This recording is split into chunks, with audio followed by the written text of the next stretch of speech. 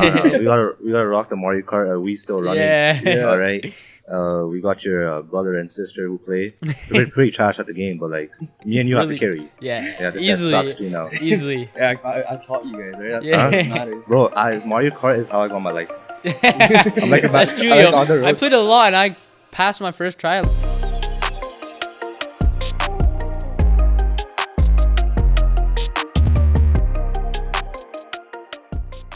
Hi guys, we're back. You may be wondering why we're sitting like this, and it's not because we like each other. It's because we have a special video, and we have a special guest for you guys. Introducing. What's up, everybody? Welcome back to the BTR podcast. And today, as you could tell, a little bit of a different setup. We're on like the same couch, so you could tell where we have a guest on today, as we promised to you last time.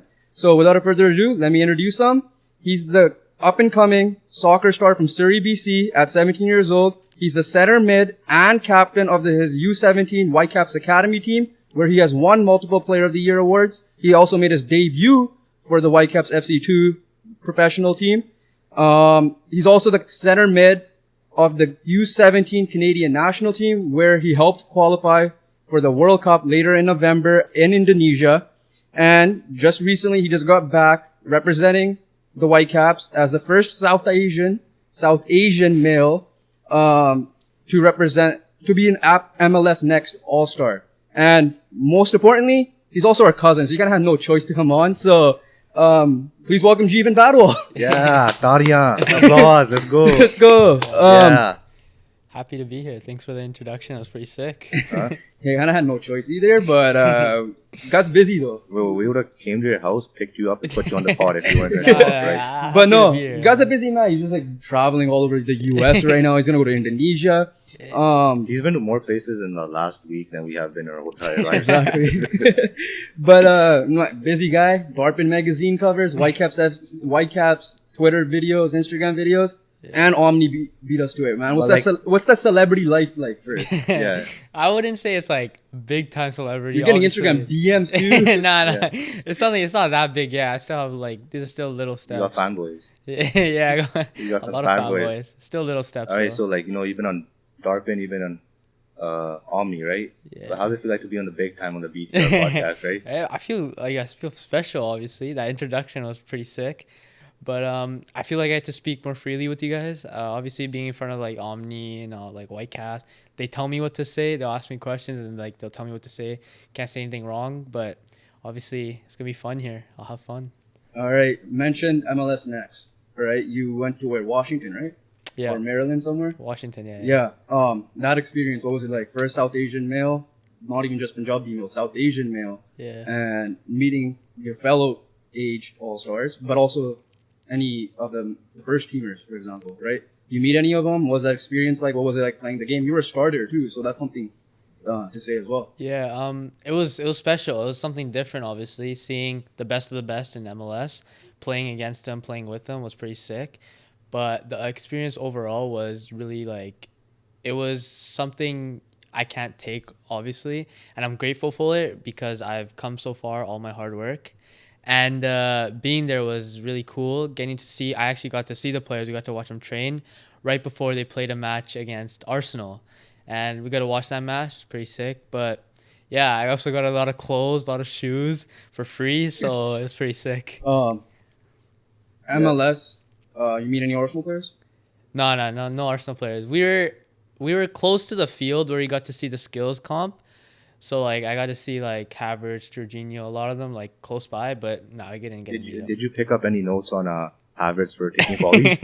Because when you saw that performance, it was, like, pretty brutal. I was watching that. I'm like, I know I can't score because I'm not, like, a scoring type player, but come on. If you're a professional player like that, playing for your national team, playing for Chelsea, having a big role, but coming up, just doing a little skills comp and not getting any goals, that's kind of sad. But no, you gotta get one. Right? Yeah, you gotta get one.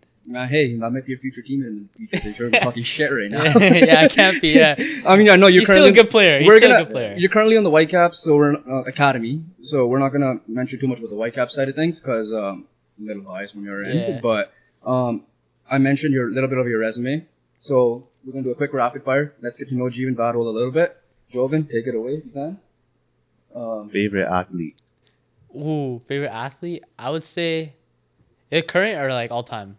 Go both. Well, yeah, go both. All time, Stevie G. Okay, who's Obviously. Stevie G for those non-soccer Steven viewers? Gerrard. He's a Liverpool legend. Liverpool is a EPL or English Premier League team from England, and he's been a legend for Liverpool. He's a center mid, so I kind of take after him. And then I would say favorite athlete right now is Cristiano Ronaldo. Okay. All right. Favorite sports outside of soccer. Favorite sport. Give me one. You get multiple too. Yeah. I'll give two. I would say basketball, obviously because we play that, and then ping pong. Favorite team growing up outside of the Whitecaps. Oh, Liverpool. Yeah. Favorite teams from other sports. NBA, I would say Lakers, obviously. Football, Colts. Baseball, Red Sox, and then that's pretty much I mean, you're it. from Vancouver. What, man. What are you talking what about NHL? Oh yeah, sorry, yeah, my bad. NHL Canucks, yeah, Yeah. sorry. They're so bad that I forgot them. Obviously, yeah. Favorite food. Tacos. Not pasta. Nah, sorry. I'll go with pasta. Hobby outside. Nah, you gotta be roti, Ash. Right? I do eat a lot of roti. Shahi paneer naan are like the best thing you can have. Yeah. Hobby outside of sports. Ooh. I like gaming. I like to game with friends. I like to game by myself. Hanging out with people, like going out. Obviously playing basketball with you guys, obviously cousins, friends. So that's mainly it. Favorite video game. Ooh. It's between FIFA and Rocket League. FIFA and Rocket League. I remember FIFA tournaments, right? Yeah. You're the best in the family. Yeah. Those are pretty fun though, I won't Yeah. lie. First thing you really do when you get back home from like the US or like traveling. Usually it's like late nights we arrive, so obviously I just sleep right away. But I would say when I first arrive, like the first thing I always ask is my nanny to make roti, because I'm out and about and I'm eating like all this type of food, and like I don't have roti in like other states. So like I tell my nanny right away when I come back, either if it's at nighttime, the next day I'll ask for roti, or if it's daytime, I'll just ask her for some roti. Yeah. Next thing is, yo, Joban, are you home? Yeah. Yeah. That's another thing. If Joban's home and I'm free, I'm like, yo, I'm coming over. It's Joban. No. We gotta rock the Mario Kart. We still running. Yeah. All right. We got your brother and sister who play. We're pretty trash at the game, but like me and you have to Really? carry. Yeah. This Easily. guy sucks too now. Easily. Yeah, I taught you guys, right? That's Yeah. how it matters. Bro, Mario Kart is how I got my license. I'm like That's true, I like yo. on the road. I played a lot and I passed my first try. A lot of my friends didn't pass on the Yeah, first right. try. Like I play a lot. You know, I'm just imagining red shells, sky bombs, and everything. For you kids watching this is not an endorsement to play Mario Kart to do your driver's license. All right, your favorite movie or movie series? Okay, I wouldn't say like movie series, but I would say just like Marvel in general. Like those movies are my favorite. But my favorite movie of all time is Shawshank Redemption. You're like 12 years younger than that movie. I think. Yeah. I just love it so much. Golden movie, I watched it. It's a really good movie. Yeah. Favorite TV show? Friends. Favorite Punjabi and English singer/rapper? Ooh. Can I do like Punjabi, English, and then rapper? Like a pop You can do singer? whatever you So Punjabi singer, I would say right now Shub. Because like, Yeah, How much Shub. does it change? It's changed from like Karnal to Shub. Yeah. And like I would say Karnal and Shub are the main ones. I can put in a little bit of Sudu in there, but like You listen to a those- lot, right? Yeah, I you listen to follow a lot. a lot. English like pop, Ariana Grande, because she's also my celebrity crush, but she's like the best. Okay. And then rapper, ooh, I always say like Drake because that's like normal, but it's between Drake and Nav, Drake is like a staple, so like Yeah. everyone says Drake. so it's gonna be Nav. All right, last one. If you weren't supposed to be a soccer player, what would your career path be? It doesn't have to be sports. It could be like anything. Yeah. Here's the thing. I always get that question like brought up upon me. Like everyone asks me all the time. I would say I would just be into like school, like studies, because my parents are always talking about studies and then like being a student athlete. You're I a think soccer player. yeah, I would say like I would just be like just study guy. I see you as a school. lawyer. I don't know why. I played Among Us with you so much that I feel like you were able to do Among Us, Yeah, yeah. I actually grew up like wanting to be a lawyer because like most of our cousins, like most of my friends' cousins, like some of them are lawyers, and it Yeah. seems pretty cool. or accounting. Yeah, Jeevan- accounting. like you're athletic and stuff, and you be a lawyer, you become an FBI agent. Yeah, FBI agent would be sick too. Last Like a one for- detective. Yeah. Last one for me, favorite restaurant because you mentioned tacos. Ooh. It doesn't have to be like a Mexican restaurant. I'm just saying. In general. I could say like, can I say fast food? Like fast food place like Taco Bell, Yeah. because obviously tacos. Gross. Okay. But restaurant, that's a hard one. I would say like, it's a breakfast place, Denny's. I just Okay. love Denny's. Mucho burrito is the best. Mucho's good. Mucho's Please really sponsor us. You'll never find two bigger fans probably. Yeah. But yeah. Okay. We go so much that like the workers know who we are. Yeah. Yeah. Without these guys, I wouldn't. and those not workers know. leave, and the new workers know who we Yeah, are. I would Yeah. not know what Mucho is without these two guys. Yeah. Okay, so let's move on. The journey. Let's start at the beginning. All right. Like I said, we mentioned your resume. We got to know you a little bit. How'd you get into soccer? At what age? And yeah, just start from there. It's funny you say that. I actually got forced to play soccer. They know that my dad's like frantic about it. So at the age of like 3 or 4, my dad put me into like this little soccer academy thing that like you just play with your parent. Sport ball. Yeah, sport ball. I remember that classic Yeah. ball. That's what I got put into. So I was forced into it. Obviously, then I liked it, obviously, growing up, and they wanted to keep me active.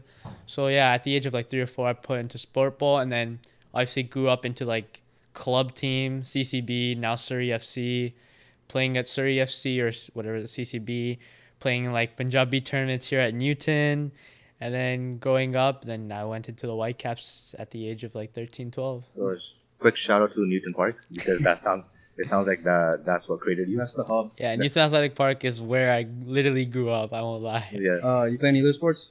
Younger? Yeah, and even later on? Yeah, so I started playing basketball at the age of like 8, and then obviously played my first year, grade 8, first year of high school with the Tamanos team. Shout out Tamanos. Shout out to Amrit. Yeah, okay. Tammy, yeah, I played grade 8. We did pretty good. You guys were at the games, so Yeah. obviously we were pretty good. Yeah, I played basketball. Did swimming when I was younger. Did track and field. Robert Esme was one of my coaches. Yeah, I yeah. hope he watches this. Bro, I was with He's you. he's the Olympic gold medalist. If you guys are Yeah. wondering. I was with you. That's when I could beat Jeevan in a race. I don't know about now. Yeah, those are the main ones that basically like helped me through my journey. Okay, so at what point throughout this journey, right now, you made your debut with the Whitecaps 2 already. We don't know what the next steps are yet. At what point, like you said, you were forced your way into, but every kid's usually forced into sports. Yeah. Early. What point did you realize, like, you know what, I could become something in this? At like what age, at what point, and when maybe a coach told you, or whatever the case is, that like, you know, maybe not pro level, but maybe even college scholarship, for example, at least get my education free and then move on to either as a player or a coach, whatever in the future. Like, at what point did you realize that? I wouldn't say like there was like a certain point, but like I feel like there's 2 points that I had. The first one was like when I was 10-9, was when I was playing for my dad's club, Pacific United, when we were playing with like one of the best 2006 teams and like You're playing basically a year BC. off too, right? Yeah, we were playing against 2005s and we were winning every game. That team, I had such a big role on it, and then like coaches telling me, oh, that you have such a big future ahead of you, you're a good player, you're playing with 05s, like playing a year older, so like that's Heck, pretty we played on good. his team for a little bit. We'll get into that story later on. Yeah. So Yeah, stay and, like, tuned for some funny stories we have. But That team really like helped me develop the next level, especially my coach, CMAC, who is now running Apex. Shout out to him too. But yeah, he really helped me develop my game. And then I say the second point is when U16, U17, when I was playing a year older, when I got moved up to play a year older with the 2005s and U17, when I was a U16. Obviously, I didn't get selected the first time, and obviously I was devastated This by is that. Whitecaps you're talking This about. is Yeah, Whitecaps, Whitecaps. I was devastated by this, but getting moved to U17 really helped me up my game. Playing with older boys, I stood out, like, no doubt, but like I still had to develop. And going into the next year, I was so confident that my team was going to do this. I was so confident in myself that I can go far. So like I say those 2 points really helped me see what points I could get to in right now. Just a quick thing. So like, growing up, you were kind of like a skinny guy, right? Like you weren't the biggest dude. So how did playing a year older help with your physicality in the game? it helped me become smarter. Like I had to be smarter the way I play. My IQ had to be really high. Like this is like HPL, which is like a local league which gets into Whitecap. One of the coaches, Nathan Erker, who was my coach at Coastal, he told everyone that my IQ was so high he would have me start on the team as a center mid against bigger boys. I was playing a year older. And he knew that my IQ was so high that I didn't have to be the physical player. I just had to be the smart player that made a role that, I don't have to go into a tackle. I can just take this touch here, take that touch there. So playing with bigger boys just had me become smarter. So it just came like more like how to like avoid it, basically. yeah. Like if I went into a 50-50 tackle, obviously I'm getting crunched if it's a big guy. Yeah. But obviously I knew that sometimes I had to go into a 50-50 tackle just because that's how the game works. But like I only did those like once or twice a game, while other guys might go like 5, 6, 7 times. You're welcome for getting you in the gym. Yeah, shout out Amrit. He helped me get a little bit bigger. I was like 90 pounds, and then he got me to 115. Okay. Transitioning a little bit, you mentioned early on your dad got into the sport, right? Family support. Let's start with your parents. We already know your dad's side of things, right? Like we know your dad well enough to know that he was a big reason. Your mom also, she's Canadian here, but she grew up in Prince George. Yeah. Soccer wasn't a big thing in Prince George. Yeah. She obviously is a soccer mom now, Yeah. considering you have two other siblings that play soccer. But she's more of a hockey person, basketball person. How easy was it her to transition to soccer, to support soccer, or was she like, I want either you or one of your siblings, I want a basketball player, I want a hockey player, or was it just like, as long as you're happy with soccer, obviously I'm your mom, I'm gonna support that. Yeah. I feel like for her, obviously, now that she's getting older, like, obviously, we're such a big soccer family that she obviously transitioned to it. But growing up in Prince George, hockey was, like, the biggest sport there. Yeah. My nana, my uncles, they all played hockey. They loved Wayne Gretzky. You're Punjabi. Yeah. Mommy. Mummy, sorry. Mummy. Yeah, mummy, sorry. I'll say that, yeah. They loved hockey. They loved Wayne Gretzky, the Oilers. They always would watch hockey. They like literally they did not know soccer, I won't lie. My mom knew nothing about soccer before she met my dad, but she had to realize that she wanted us to be in sports. Obviously, it's funny, I got put into hockey when I was like 5, 6. First practice, yeah, I couldn't play. Didn't like it. Didn't like hated ball it. hockey or It was ball hockey, yeah. I did a little bit of skating, but like couldn't do it anyway. But yeah, it's tough because like I could skate yeah. and I suck at hockey, but I could still hold this Yeah. stick and like You have that respect shoot for the like ball. guys like McDavid who Yeah. freaking have that speed. And Those then- are crazy. And Yeah. they're doing both at the same time. And I remember like one skating practice I had, and they were like, it's like the fun practice last day, right? And we started playing hockey. Every time I just got the puck, I just fell to the ground. Yeah. I was like, yeah, it's harder. Like I Yeah. can skate, I can hold a stick. How can you like do How do you both? dribble? Yeah, Yeah. how do you like what the heck? But yeah, like my mom, she obviously had to transition. Like she wanted me to play. She also wanted me to play basketball. She also tells my other siblings who are like, shout out to my brother who just made Whitecaps. So congratulations to him. But like my sister's growing up playing basketball and soccer.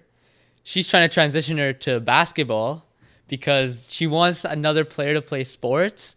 But I mean, she wants another player to play basketball and then soccer. But obviously, it's harder for her because we all love soccer. My dad loves soccer. I'm calling you right now. I've told your sister this many times. I feel like she's in the basketball. I actually don't wanted care. to play basketball, but like, if she's really good at soccer, Yeah, let her play it's soccer. I mean, like if you just take it down to like just the normal level, right? Like at the end of the day, like you were gonna play a sport no matter what happens, if you were good or bad at it, right? Because Yeah. like if I was like a parent, right, and had a kid, like I don't care what he does or she does, but like the one thing I would force on my kid is that you're playing a sport, and it doesn't like you don't have to go pro in it, but like it's just good like for the Yeah, mental health, the exactly, exercise, yeah. and everything, instead of like sitting on your ass playing video Especially games. like where we live, like it's actually such a big thing. Like parents don't get their kids involved into stuff.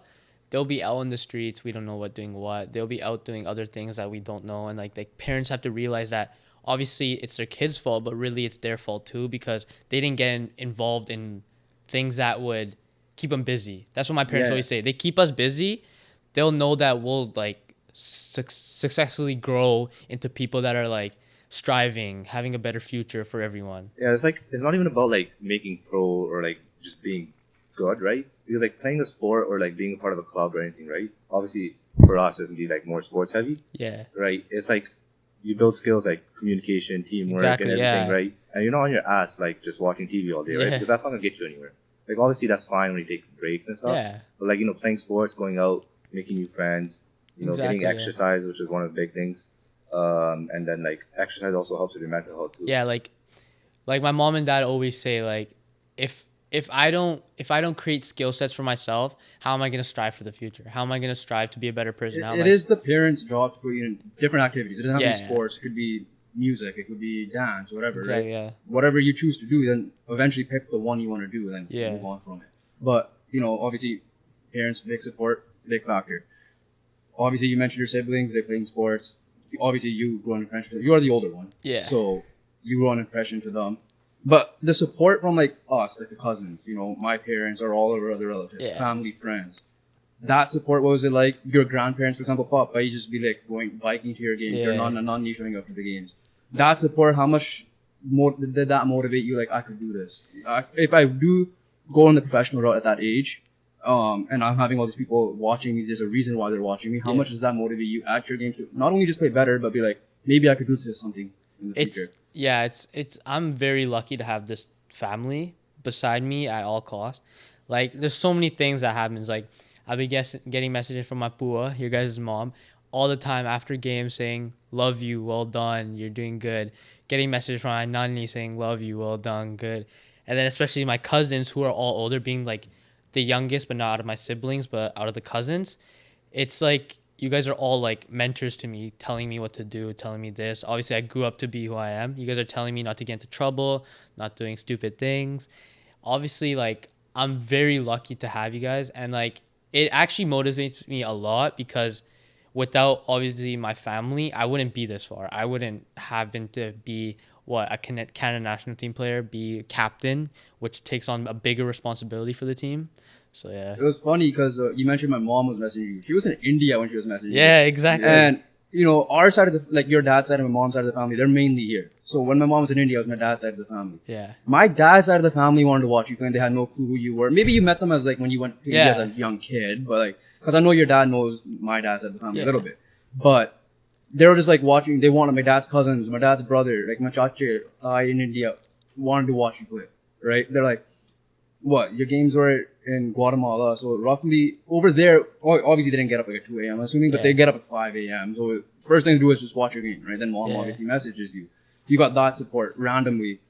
And then my buddies at work, I would be like, yeah, yo, my cousin made the national team. And they're watching your games, messaging me like, yo, this guy's actually good. And I don't know if I actually mentioned this to you before, but like random support like that too. Like how appeasing is that for you? Like how do you like yeah, like I'm lucky that you guys say that. Like I'm like grateful to have you guys do that because obviously if I didn't have the support by you guys, if I didn't have the help by you guys, me building a character for myself, I wouldn't be able to be who I am. I could be some like cocky bastard. I could be some cocky. Yeah, we gotta humble you, like man. I could just be some guy that's shit to my friends, to my family, to my teammates, and not being who I am. Like, this mentality of mine comes from my family. Like, no doubt, it comes from my family. Being all my cousins, getting all from my pua, my fufer, my nani, my nana, my tai, all of them. They always text me, supporting me, telling me how far I've done.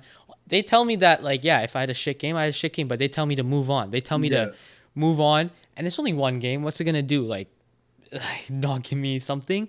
It's obviously just building me for a better future. You know what the best way like I found to humble you, right? Is like I know you're better than me in soccer, but you're never gonna beat me in a wrestling match. That's true. I'm gonna take you down every single time. Yeah. Okay, so let's go back to the trajectory on the journey again. You already mentioned up to the Whitecaps 2. Whitecaps 2, you made your debut. Mixing that journey with the family support. Me and him were there. Our other cousin and his wife were there. Our mama, your Taya, were there, right? A couple of your friends were there. A couple of like our cousins' friends were there, right? Now, 2 questions. First, when you did sub on in the 90 whatever minute it was, my first question is, how weird did it feel for you to be a sub the whole game? Because you were never usually a sub for my life. And 2, when you were to go on, even though it was for like a minute, there's a clip that I showed it to you that you could hear our cousin yelling your name, "Let's go, Jeevan." Yeah. Did you hear that in that moment? How did you feel at that when you did hear it? If you did hear it, or afterwards? And then how How weird was it being the sub? Yeah, it was actually like I felt really weird. Like I feel like I wasn't like unmotivated. I was like heavily unmotivated. You were a call up, right? Your Yeah. job was probably be a sub. And I was like the first like not academy player, but the first of like U17, U16, U15 at that time to get a call up and make my debut. But I was on the bench, like I was warming up all the time, just watching. I was so excited. I heard like the Whitecaps fans, WC2 fans, the drunk ones, right beside us when we were warming up. I'm like hearing this. I'm like, imagine playing in this vicinity and like hearing fans like that having to stand. Obviously, U17 games don't get the best of like the biggest Vanny of was fans. there too. Yeah, like having like Vanny, the head coach of the Whitecaps, having you guys was like a really good moral support, especially like having. It's funny you guys say that. Like our cousin and his wife, they also came to the MLS All-Star game, so they're big supporters. And you guys being there, obviously, out in the cold, watching me just stay on the bench. You guys just watch me warm up and then get on the 90th minute. Obviously, that's such a big thing. But yeah, getting on that moment was special because it's my first professional debut. These are just like, as I always say, tiny steps to leading to bigger steps. And yeah, like, well, I didn't touch the ball, but I just ran back and forth. Pretty nice. Second game you did. Yeah, second game I got a little clearance. And yeah, but yeah, there's obviously still a lot of improvement with WFC2. After those couple of games, I got hurt, started traveling with U17, and then obviously, yeah, but still a lot of stuff to go. Okay, so now WFC2 side Canada national team. What was your reaction? Well, obviously you were excited, but where were you? What was your reaction when you got the email or call that, hey, you're selected for the national team? What was the first thing you did? First thing I did was obviously tell my parents. Like that's the biggest thing. I told my parents. Obviously there was two camps before the CONCACAF. One camp was in Montreal, one camp was in Mexico. The Montreal one was like the first one, so I was really excited for that one. But here's the funny thing, like in Montreal, I wouldn't say happy, but I wasn't the best of the best. Like I wasn't doing my best. I know that for a fact. Cause they had transitioned me from a 6, like a CDM, a center mid, to like an 8, like a center mid. I hadn't played 8 before that. I was just a 6 for Whitecaps, and I always played that. And they transitioned me. The coach talked to me. He's like, we want you playing 8. We want you to be starting. We want you to be playing. And the final game in Montreal, like a little inter-squad, I balled out. Like I played really good with my other midfielders. I played out really good in the game. And I played as good as an 8. Going into Mexico, played first game against Costa Rica friendly. One of my best games. They literally said I was man of the match on Whitecaps. They said me was the man of the match with the coaches. And then coming into Guatemala, first email, I was really excited. Going to CONCACAF, playing against the best. It's a World Cup qualifier. Yeah, a World Cup qualifier, biggest stage. Playing a lot of games, playing a lot of minutes. I think I was I was up there with a lot of minutes. But yeah, like getting the email, telling my parents, telling you guys, telling family, obviously it was really special. It was a really special moment. I was really happy. Like, obviously I didn't cry. I was like no tears. You're not that emotional. Yeah. But yeah, it was exciting. Like obviously I was gone for a month, which was a lot. Like being away from family, I had to get used to that. Like I got used to it as the time went. But yeah, it was a special feeling. That game, the official clincher to qualify. Yeah. That assist. We'll try to find a clip to put at the beginning of this pod, or we'll try to put it in at some point. What's going through your head? You're a center mid, like you gotta have quick thinking. Was it against Panama? Puerto Rico. Yeah. Yeah, that assist. Like, what was going through your head? You pretty much clinched. That was the game clincher. Yeah. Essentially, the qualifying clincher. I think the final score was 2-0 or 2-1. 3-0. 3-0. Yeah. Yeah, that was the game-winning goal, essentially. And I remember because I'm at work trying to watch the game on the website. In our family group chat, he's a little bit, like, obviously delayed. I'm on a delay. Yeah, he's a little ahead. And we're trying to figure out where to watch the game. And this dude's like, what a pass by Jeevan. And I'm like, you dumbass, we're literally behind. Because I'm trying to help everybody else watch it. I never screamed so loud in my life. You know what, like, because mom and dad were in India, so, like, I was allowed to scream. Yeah. But even if they were here, they would probably scream. Mom and dad were in the stream as well. Yeah. But, like, no, I was like, first of all, the ball was perfect. Like, Yeah. absolutely put to a T on the guy's head. If he didn't miss, I would have been like... That's a Whitecaps teammate too, right? Whitecaps teammate. And also that game, like, I remember, it's like one of your more, like as a team, like it was one of your like dominating performances, right? Like you Oh, yeah. you were able to like create chances and put them away with a 3-0 dub. So yeah, what was going through your head? There's a lot going through my head. You didn't even celebrate, to be honest. Oh, sorry. I will lie, like I'm no, like I don't celebrate a lot. Even with my Whitecaps team, they all tell me, like they're like, why don't you celebrate like this? And then coaches would take me.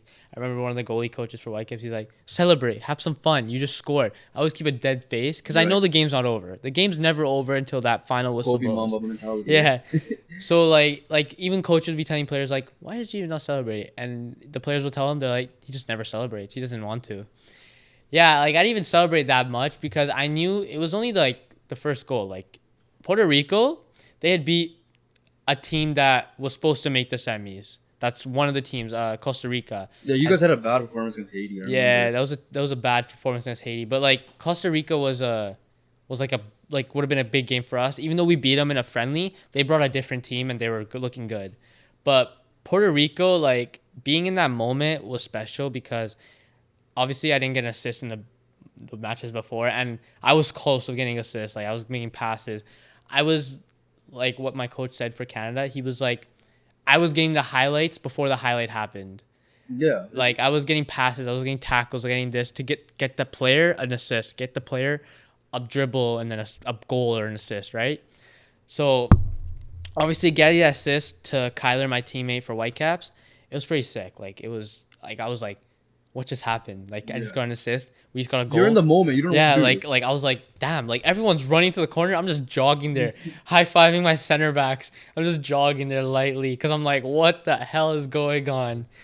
Okay, so like I said, World Cup is coming, but before that, you mentioned you were balled out a couple of times, right? People didn't know who you were before, right? Yeah. Some names were mentioned on your Canadian team. There are some players in the bigger academies in the white. I want to say bigger, but like European academies, Yeah. Other MLS academies.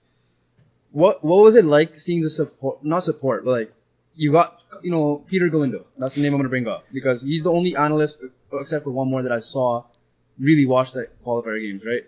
Seeing, and you're in the family group chat too. So when I'm copying and pasting the tweets, Peter Galindo literally saying, "Jeevan Badwal, what a stud man of the match." Jeevan, once again, I don't know how he's playing in this humidity, and altitude, 2 full games in a row. Yeah. When you see that, you're like, not always you're not gonna be like a bitch about it and be like, "Oh, finally you guys recognize me," but more so like, okay, I'm getting the recognition I might deserve now. Yeah, like obviously that recognition piece, like I was like, damn, I'm getting a lot of recognition from this guy. Like, who is he? I've never heard of him. Even my teammates on Canada were like, who is this guy? He's a big. Yeah, those of you who don't know who Peter Galindo, he's like one of the bigger Canadian soccer analysts in general, and he's also part of the Canadian national team now as a performance analyst. He also like shows up on Half and Buff. That's how that's how I got to know him too. That's how The radio show I listened to a lot. Oh, okay. Yeah, he covers like a lot of the soccer, Canada soccer stuff. Yeah, see, I knew he was part of Canada Soccer. That's all I knew. I didn't know who he was exactly.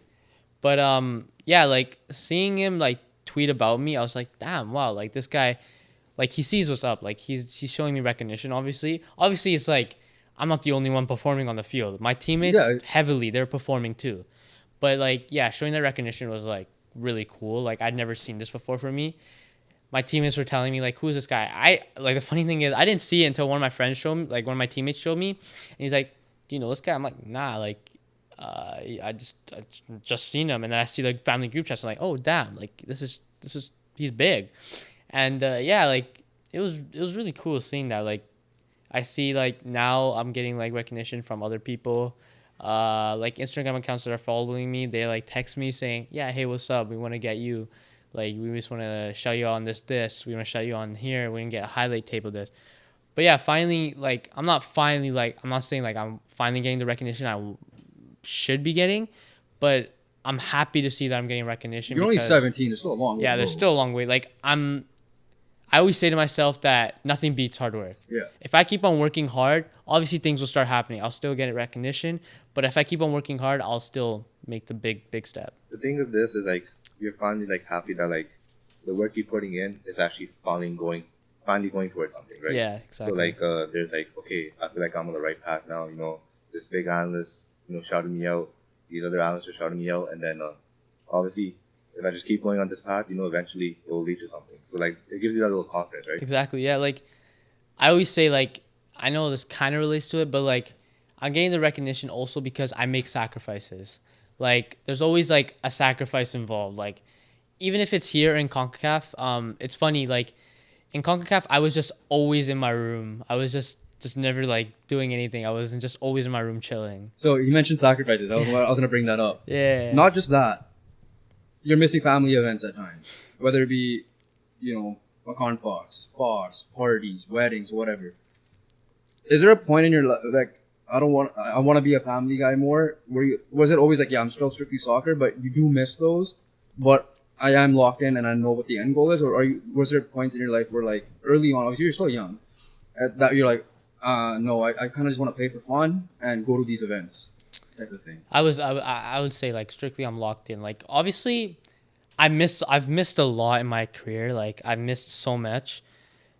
But like going up, I realized that like this mentality of having sacrifices is such a big thing. Like athletes now, they know like the sacrifices they make, that they're making sacrifices for themselves, but really for their family too. Like the family will, like, you guys understand, everyone understands in my family that I'm making the sacrifice for a reason. No one ever gets mad at me for like missing it for soccer. Obviously if I miss it for a different occasion, they'll get a little bit mad at me because like, why am I doing that? But yeah, like these sacrifices that I make have a benefit. Like like I was just talking about being in CONCACAF. I was always in my room. Teammates are always telling me, why don't you come out? Like, why don't you go chill in the player lounge? We had a player lounge, play FIFA and all that. We had soccer tennis. Why don't you play soccer tennis with each other? I'm always telling them that the next day, like, we would have a training session, then a game, maybe a rest day, training session, game. I'm telling that I'm just resting. I just want to chill out. I just want to relax. I want to take a visual break of what's going on in my games so that the next day I can perform. CONCACAF was so tight scheduled that like I didn't have that much time to go play FIFA. I didn't like want to go play FIFA because it would waste my time. Still had to do a lot of homework for school because I was missing so much school. Text family, FaceTime my mom and dad, FaceTime my friends. I still had more important things than just to go play with my teammates and all that. The thing with like FIFA and like soccer tennis is like when you're playing on that tight of a schedule, it's kind of like a NBA or NHL playoff schedule where you're playing like every other day, right? Exactly, yeah. So like we're playing like because CONCACAF is obviously a big moment, right? Intense games and all that stuff. Do you feel like, okay, I just need this day or this amount of time, whatever, like few hours, just to get away from the game and just take a break and relax, right? Yeah, like exactly. Like I need a break because like I can't just like stay on the screen, or like I can't just like go hang out all the time. I just need myself like rest. Like seeing athletes in the future, they get these like interviews, they get to go out, they got to sign autographs. Seeing that, like, obviously I'm not there yet. I'm not at that stage, but I'm trying to like make a point that like my mentality is still like I have to take my own break. I need to rest enough to play the next game, play the next training, perform the best to my ability because my rest still benefits me. Okay, so let's transition a little bit, sticking slightly to the journey because we obviously want to get to the funny stories in here too. Not right now, but younger self, like around 10 to 12 years old, you got selected to play in Europe, some of these European club academies, right? Wolverhampton, Sheffield Wednesday. Your soccer team at the time also went to Holland, right? At the Netherlands, you were Feyenoord, right? Yeah. Feyenoord. So over at Rotterdam, what's some big differences you see from, and I'm not talking about the Whitecaps level, I'm talking about like when you're at that age, like the 10, 12 year age, playing, getting coached here compared to getting coached and training in Europe? Oh, it's different, man. Like, it's really different. Like seeing the development, seeing the system here compared to like Europe, you can see why. I'm not saying European players are way better than like North American players, but why they develop to be professional players, why they develop to be one of the best of the best. If you compare obviously even compare the U.S. national team, the Canada national team to like if you saw them in the World Cup, you would see like the development, like all that, right? But they're still good. Don't get me wrong. U.S. and Canada, they're on the upcoming. Yeah, there's rise. a reason why guys like Alfonso Davies, Christian Pulisic, Gio Reyna, Jonathan David go to Europe to play because that's the best leagues in the world, right? Exactly. Messi came from South America, Neymar. So obviously there's something that's like I've heard other people that we know mutually, other coaches that played in Europe. They're like, yeah, it's like school there for them. Yeah. Like soccer or football, it's school for them there. Compared to here, it's more starts with a hobby, but yes, you still have those trainings and programs to get you better, to get you to that level. Like here, they also like initiate student athlete more than just an athlete. Like student athlete is such a big thing. They put the student before, right? Like it should be. I know it shouldn't be athlete student, or actually it could be like that, just athlete student. But mostly for them, it's just athlete, like a soccer player, football player. Yeah, like going to those like camps, like the Wolverhampton camp, Sheffield camp, with teammates or like what we saw, like that Feyenoord one. The coaching is so much different. Like seeing teams, seeing players, seeing everyone. Me personally, like getting coached from different coaches, see why players develop so much better. So you mentioned different coaches. You had different coaches. You started off with your dad, right? And another parent coach. You went to, like you said, you mentioned CMAC. There's other coaches, along the line, your current trainer here, your Whitecaps coaches or your HPL coaches, and your European coaches. How much is it like, okay, do I just try my best to do the best of what these guys say? Or is it like, sometimes, you have 30 people telling you different things. How do you manage that? Because what if, your first training coach, let's say CMAC, for example, said you do this thing. Then you go to HPL, the coach is like, no, screw whatever that was, you have to learn this. Okay, you go to Europe. Now they're like, screw whatever he says, you do this. How do you manage what bits and pieces to take? Or do you just get coached, you just try to learn whatever you can and then take the best? You depict what's the best of that system? Because like the Canada national team system might be different from your Whitecap system. Yeah. So how do you balance that out with learning from all these different coaches from Europe and from here?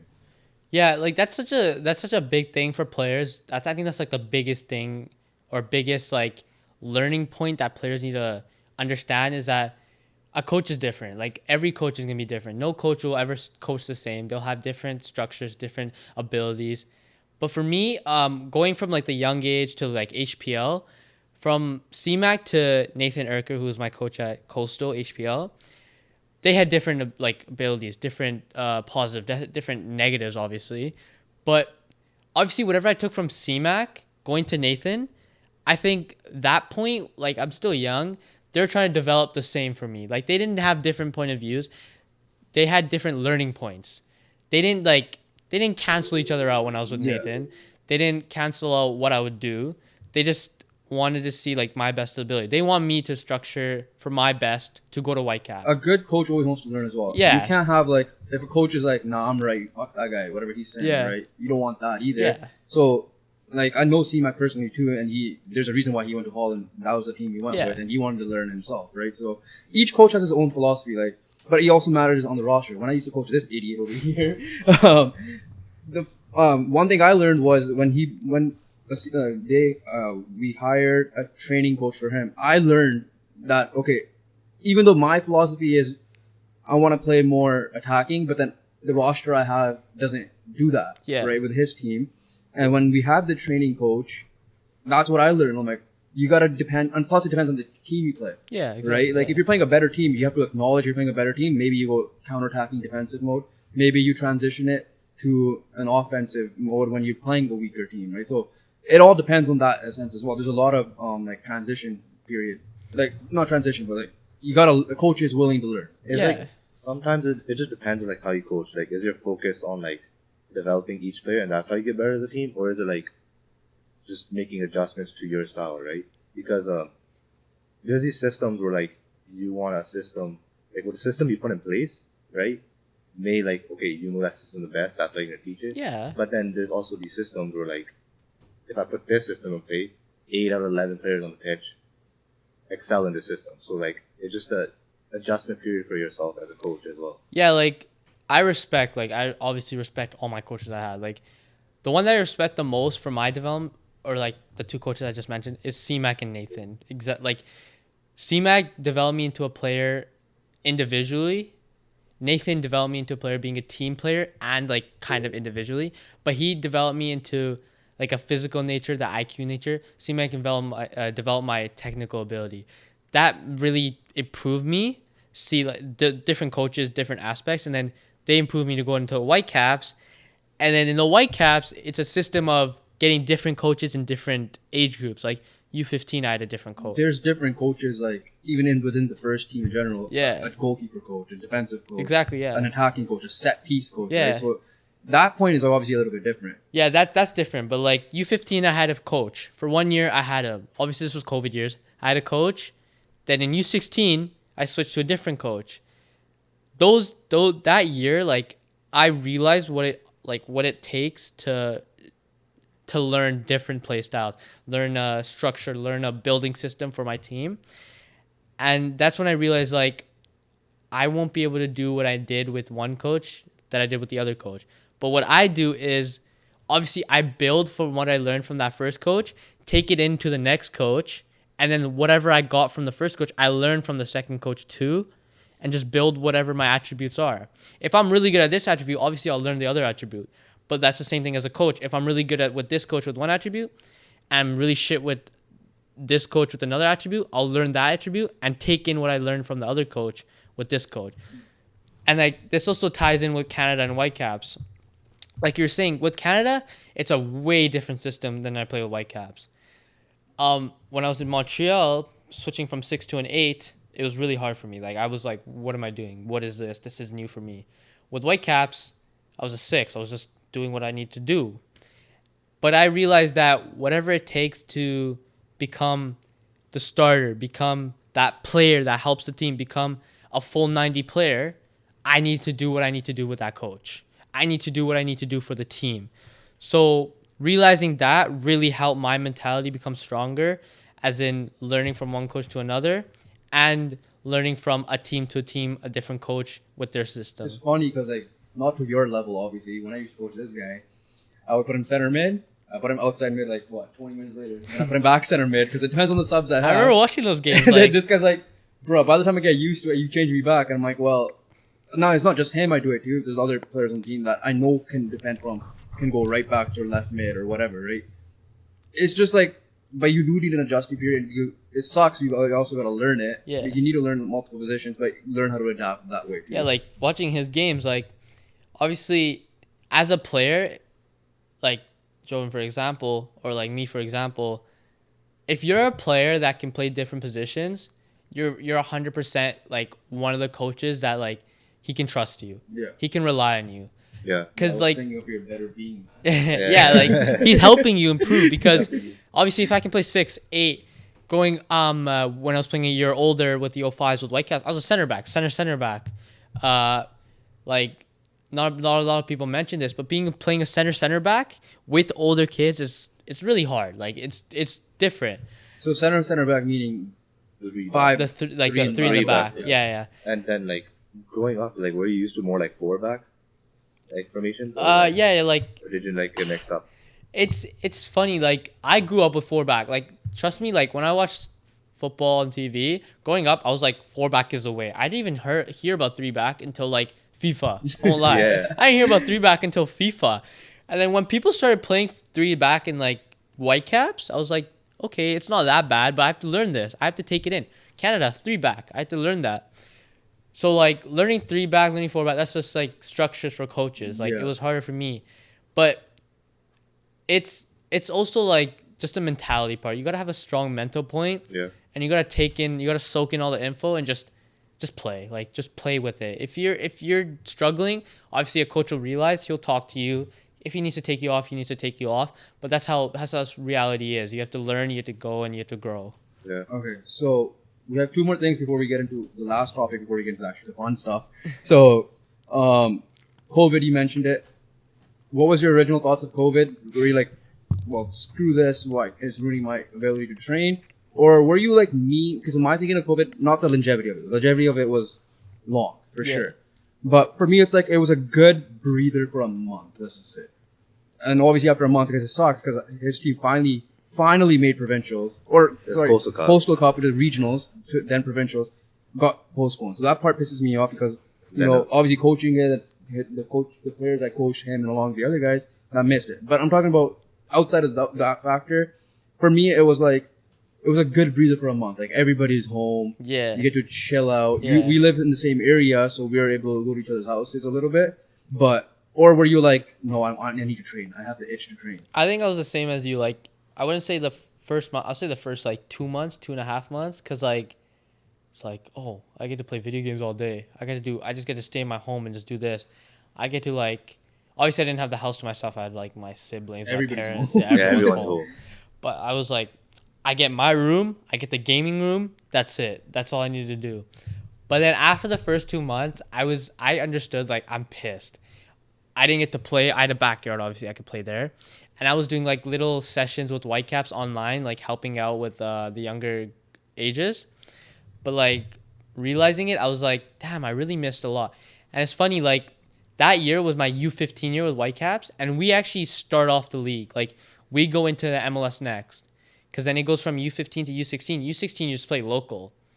So technically we're supposed to get 2 years in MLS next. We only got 1 year because of U17. But I got lucky too. I got moved up. But realizing it, like COVID also did help me. How do I say this? Help me necessarily like develop into the sport too, because I realized like in that U15 year, I was more like a timid player. I was still like a 6, but I was more like I wasn't taking risks. I realized watching games back, I realized coaches talking to me that I need to take more risks. Coming back into that U16 season, I started hitting long balls. Let's say this is an example. U15 year, I didn't hit a single long ball. I was scared. I was like what the hell's going to go on? But that COVID year, I practiced, because when we finally got into fields and like we could finally kind of go out, but like I went to fields. Who cares? Who gives a shit? Yeah, who cares? I finally started hitting long balls, and it got me better. But obviously, I wasn't happy that COVID took off my U15 year, took off me, my team playing. But it was like, just COVID happened. It happens. The world went through a situation. Last thing about the journey before we get into the next topic here quickly. You mentioned basketball. You played up till grade 8. Obviously, most people don't know Whitecaps have their own school. Yeah. So you can't really do anything else but school, soccer, repeat, or home, sleep, repeat. Yeah. Thing, right? Was there a point when you were playing basketball, like maybe I'm like basketball more, I want to give basketball a try? Because you're a good basketball player. Yeah. Right? We know that. We play it all the time. Was there a point where you're like, maybe I don't want soccer, might not be it, or I want to try basketball, or was it always soccer, basketball was just there for a breather sport type thing? Yeah. And you'll always play with us or cousins or friends or whatever. Yeah. And but essentially that. Yeah, like I wouldn't necessarily say that like I would have chose basketball, obviously, and I wasn't changing my mindset of choosing basketball. But funny thing is, like in grade 8, playing with my basketball team, my tatami team, playing with club team, Showtime, I was like enjoying it a lot. I won't lie, I was enjoying it a whole lot. Like it's funny, like that year was really like it was the busiest time of my life. Like my story, like there, like high school, whatever it was, I'd go with Joban. Go to Joban. I'd wake up at like 7:30, leave school for 8:20. After school, have basketball practice from like 3 to 4:30. 5 o'clock, my mom picks me up and picks up my my friend. We drive to SFU, play soccer with my Whitecaps team, pre-residency team. This is when I could play basketball. After residency, come home. It's like 10 o'clock at night. Gotta go to sleep. At that point, I was like, damn, this is hard. I can't choose basketball. I can't choose soccer. I gotta choose one. I can't choose the same one. I was like, basketball as a sport in BC is big, but like it's not that big that like I'll be able to go to different places and actually pursue the NBA. You started a little late. Yeah, I started really late too. And to get picked up in college is a little tough here. You have to go to like prep schools. Because my grad year, there's a guy named Joban who was the best player in BC. He did end up going to Div 1 for a bit, right? Yeah. And then there's no guarantee after, like, you go pro overseas. Yeah. So same thing as soccer. Everybody knows what the NBA is, but there are other pro leagues, right? The Canadian League, for example. There's, Miguel Tom League. Yeah, that's another big example. Name, He's playing Div 1. But these guys have probably been playing for a younger age, whereas you're like, okay, well, I'm not going to just punch soccer away from the sport I started at age 3. Yeah. Just because I got a new love. It could be just a temporary thing, but maybe you just like, oh no, soccer, Yeah, just like let it down. like seeing Joven's year, like those grade 12s and everything, like watching them play, I was like, yeah, these guys are good. I'm like, no doubt these guys are really good. But then I'm realizing like, how far will they actually really go? Like they could be the best of the best. Like grade 12 that year, who's like, I don't know who's really good. I don't know what. It just depends on like also what your goal is, right? Like Yeah. maybe your soccer goal was not to go pro. It was just to get a college scholarship. Yeah. Maybe basketball could have gotten you a college scholarship as well. But if your goals were to maybe try to go pro, maybe that motivated you, then maybe soccer was the best because that's what you've been doing as a kid. Yeah, So, like talking to players in the MLS Next or like to my teammates, some people just want to pursue like a full ride to a good college, get a good degree, and get a good job. They're using soccer as which is nothing wrong with it. a Yeah, there's nothing scholarship. wrong with Yeah, that. there's nothing wrong with that. I fully support that. I fully support their demand because their dreams are different from mine. We know people locally who did that. Yeah, there's a lot of people. Yeah, so And like even if they know like maybe they know that soccer or football is not their future, their long life dream, they know that soccer will still help them pursue what they really want to do. the college is expensive. Man. Yeah, like- we'll tell you It that is first. Yeah, expensive, bro. It's college is But- really brutal. expensive. But okay, so like I said, you obviously ended up sticking with soccer, and was it? How much do you miss the competitive aspect, or are you just like, and I played ball with these guys anyways, it's not that big of a deal, but or do you miss like the competitive environment, like the high school championship game? Oh, I definitely miss it. Like me and my friends, we talk about LEC on provincial championship. provincial championship is the best night of my life. I won't lie. The amount of people there and watching a game that's actually really good is sick. Like this year was like the 4A championship wasn't the best. It was Fleety versus Semi. Semi obviously dominated, but the 3A champ, oh my god, what a game! Like Yeah. realizing like how like it's basically most of BC. I won't lie. Yeah, it is. Like if I was still playing, I wish because my Tammy team's like excelling. They're doing really good. They made provincials. Obviously didn't go far, but this is their last year, grade 12. If I was playing, I would hope that we would make championship and play in the vicinity that there is. It'd be pretty sick. But obviously, I had to make the sacrifice of only playing soccer, and then that's my dream. Yeah. Obviously. That one point I would say for like basketball compared to soccer is basketball, like there's only one known league, right, which is the NBA. With soccer, you still got like EPL, La Liga, Liga, Serie A, MLS. MLS is getting up, the Saudi Pro League. Yeah, like right. also like you mentioned that like we know the NBA is like the big thing, but like underneath the NBA, people won't know it. Like people like, Unless you're exactly- coming into the NBA like Luka Doncic. Yeah, like Luka Doncic, Yeah. but he was still doing like goals in whatever he was, Spain or something. Real Madrid. Real Madrid, yeah, there you go. The basketball team. Okay, let's move on. I was gonna say something, but I forgot. If I remember, I'll come back to it. Role model.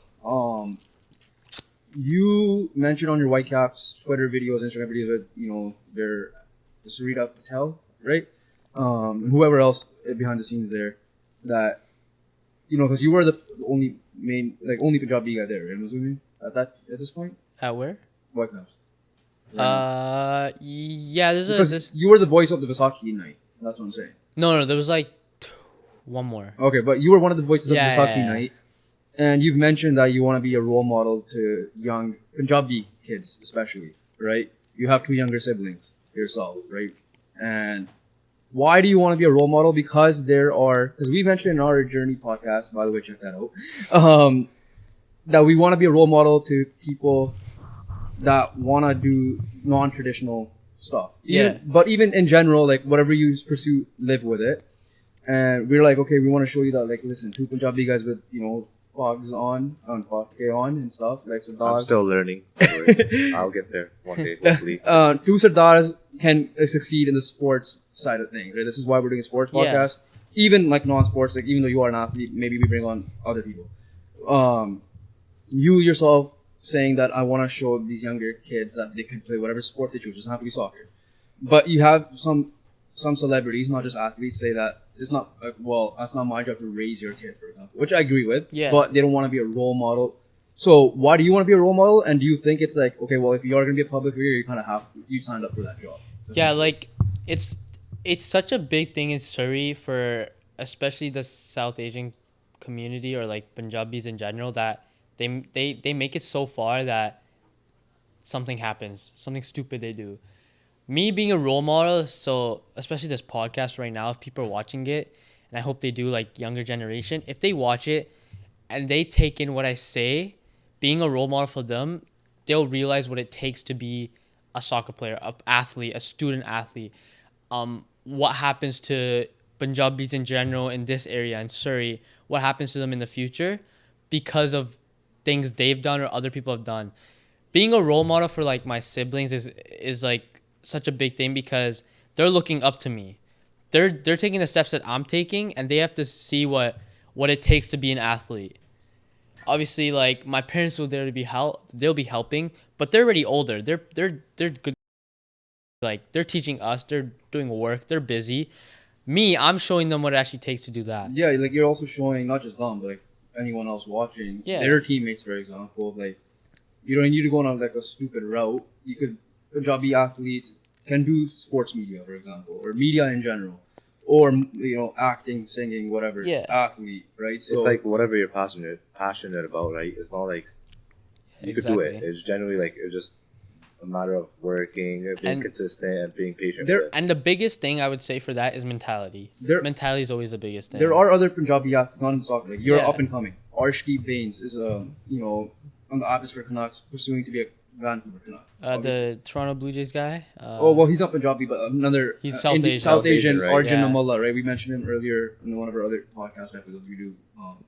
Guneet Bisla, boxing. Good one, right? yeah. He stepped up into the Madison Square Garden. Obviously, he lost, but he's stepping his game up, right? Like especially us, yeah. Yeah, and then Jajar Kera's already in the NHL, yeah. right? For example, Robin Bawa back in the day.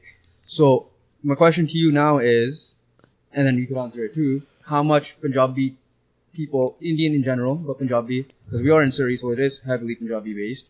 How much talent do you see here that is going to waste? / can you see the potential to become where you are right now, essentially? I would say there's a lot. There's way too much. In any sport too, not just soccer. Yeah, like not even soccer. Like obviously, I'm always in the soccer community. I see a lot of potential being wasted. But you played high school basketball. And yeah, like basketball especially too, because when I was seeing high school basketball, hearing stories, hearing past things that happen, seeing people have a crazy downfall because of what they've done, it's crazy to me seeing it.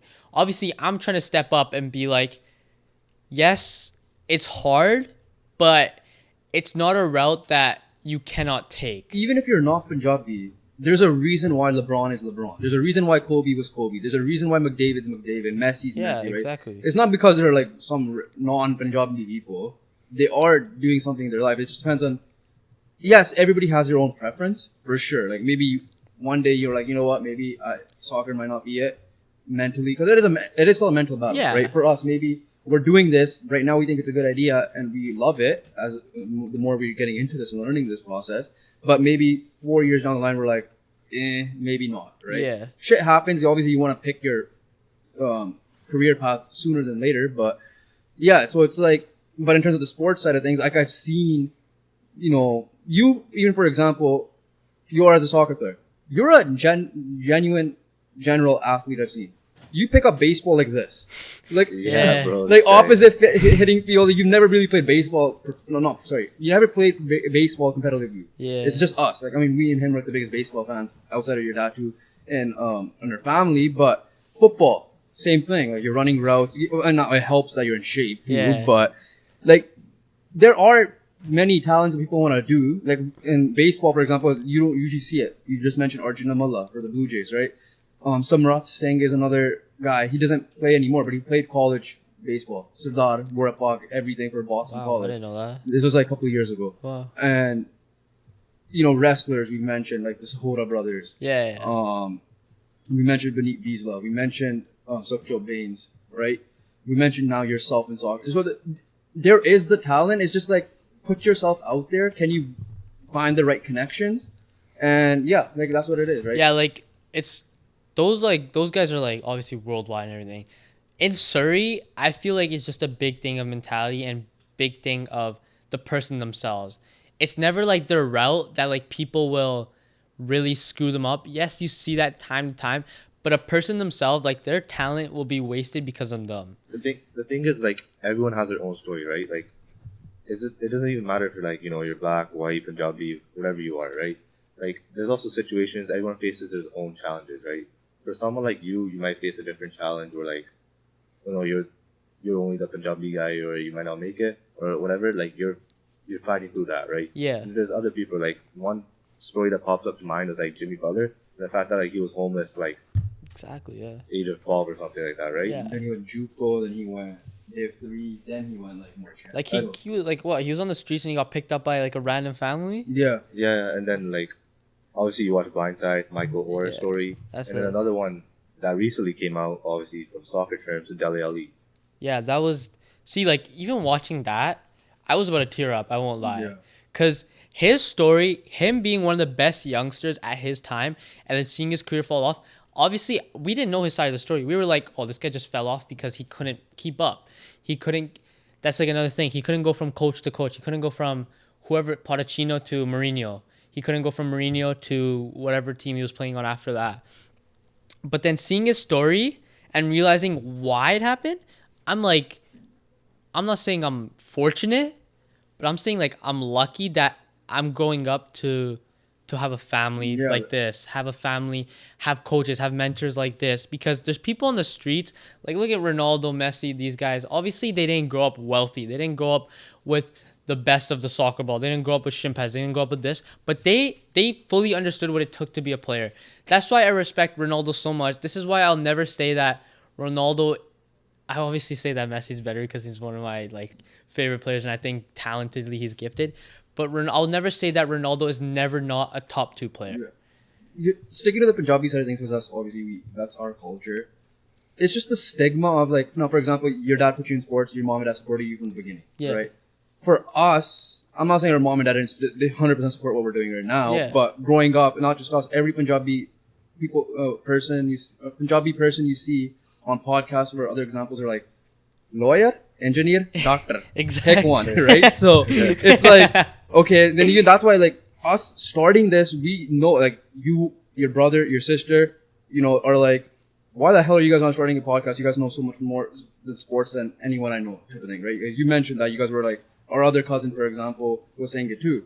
And obviously at one point I got frustrated. Like I said, we're not going to get too much into that because it's on the Journey podcast episode. But, for me, it was like, I'm scared to tell mom and dad, like, what the hell, what are they going to say? Like, exactly. We understand, like, our parents, like, especially, I know your mom's Canadian, but your dad's Indian born. For us, our parents are born in India. They sacrificed, their lives from India to give us a better life here. So we're like, we need to owe it to them. But it's easy to just have a conversation with your parents or your loved ones that are like, hey, I'm not happy doing this. I could see a path. As long as we work our ass off on it, that's what matters. Yeah. So the same thing with an athlete. Like, listen, like for you, like imagine if your dad was like, no, you have to be a doctor.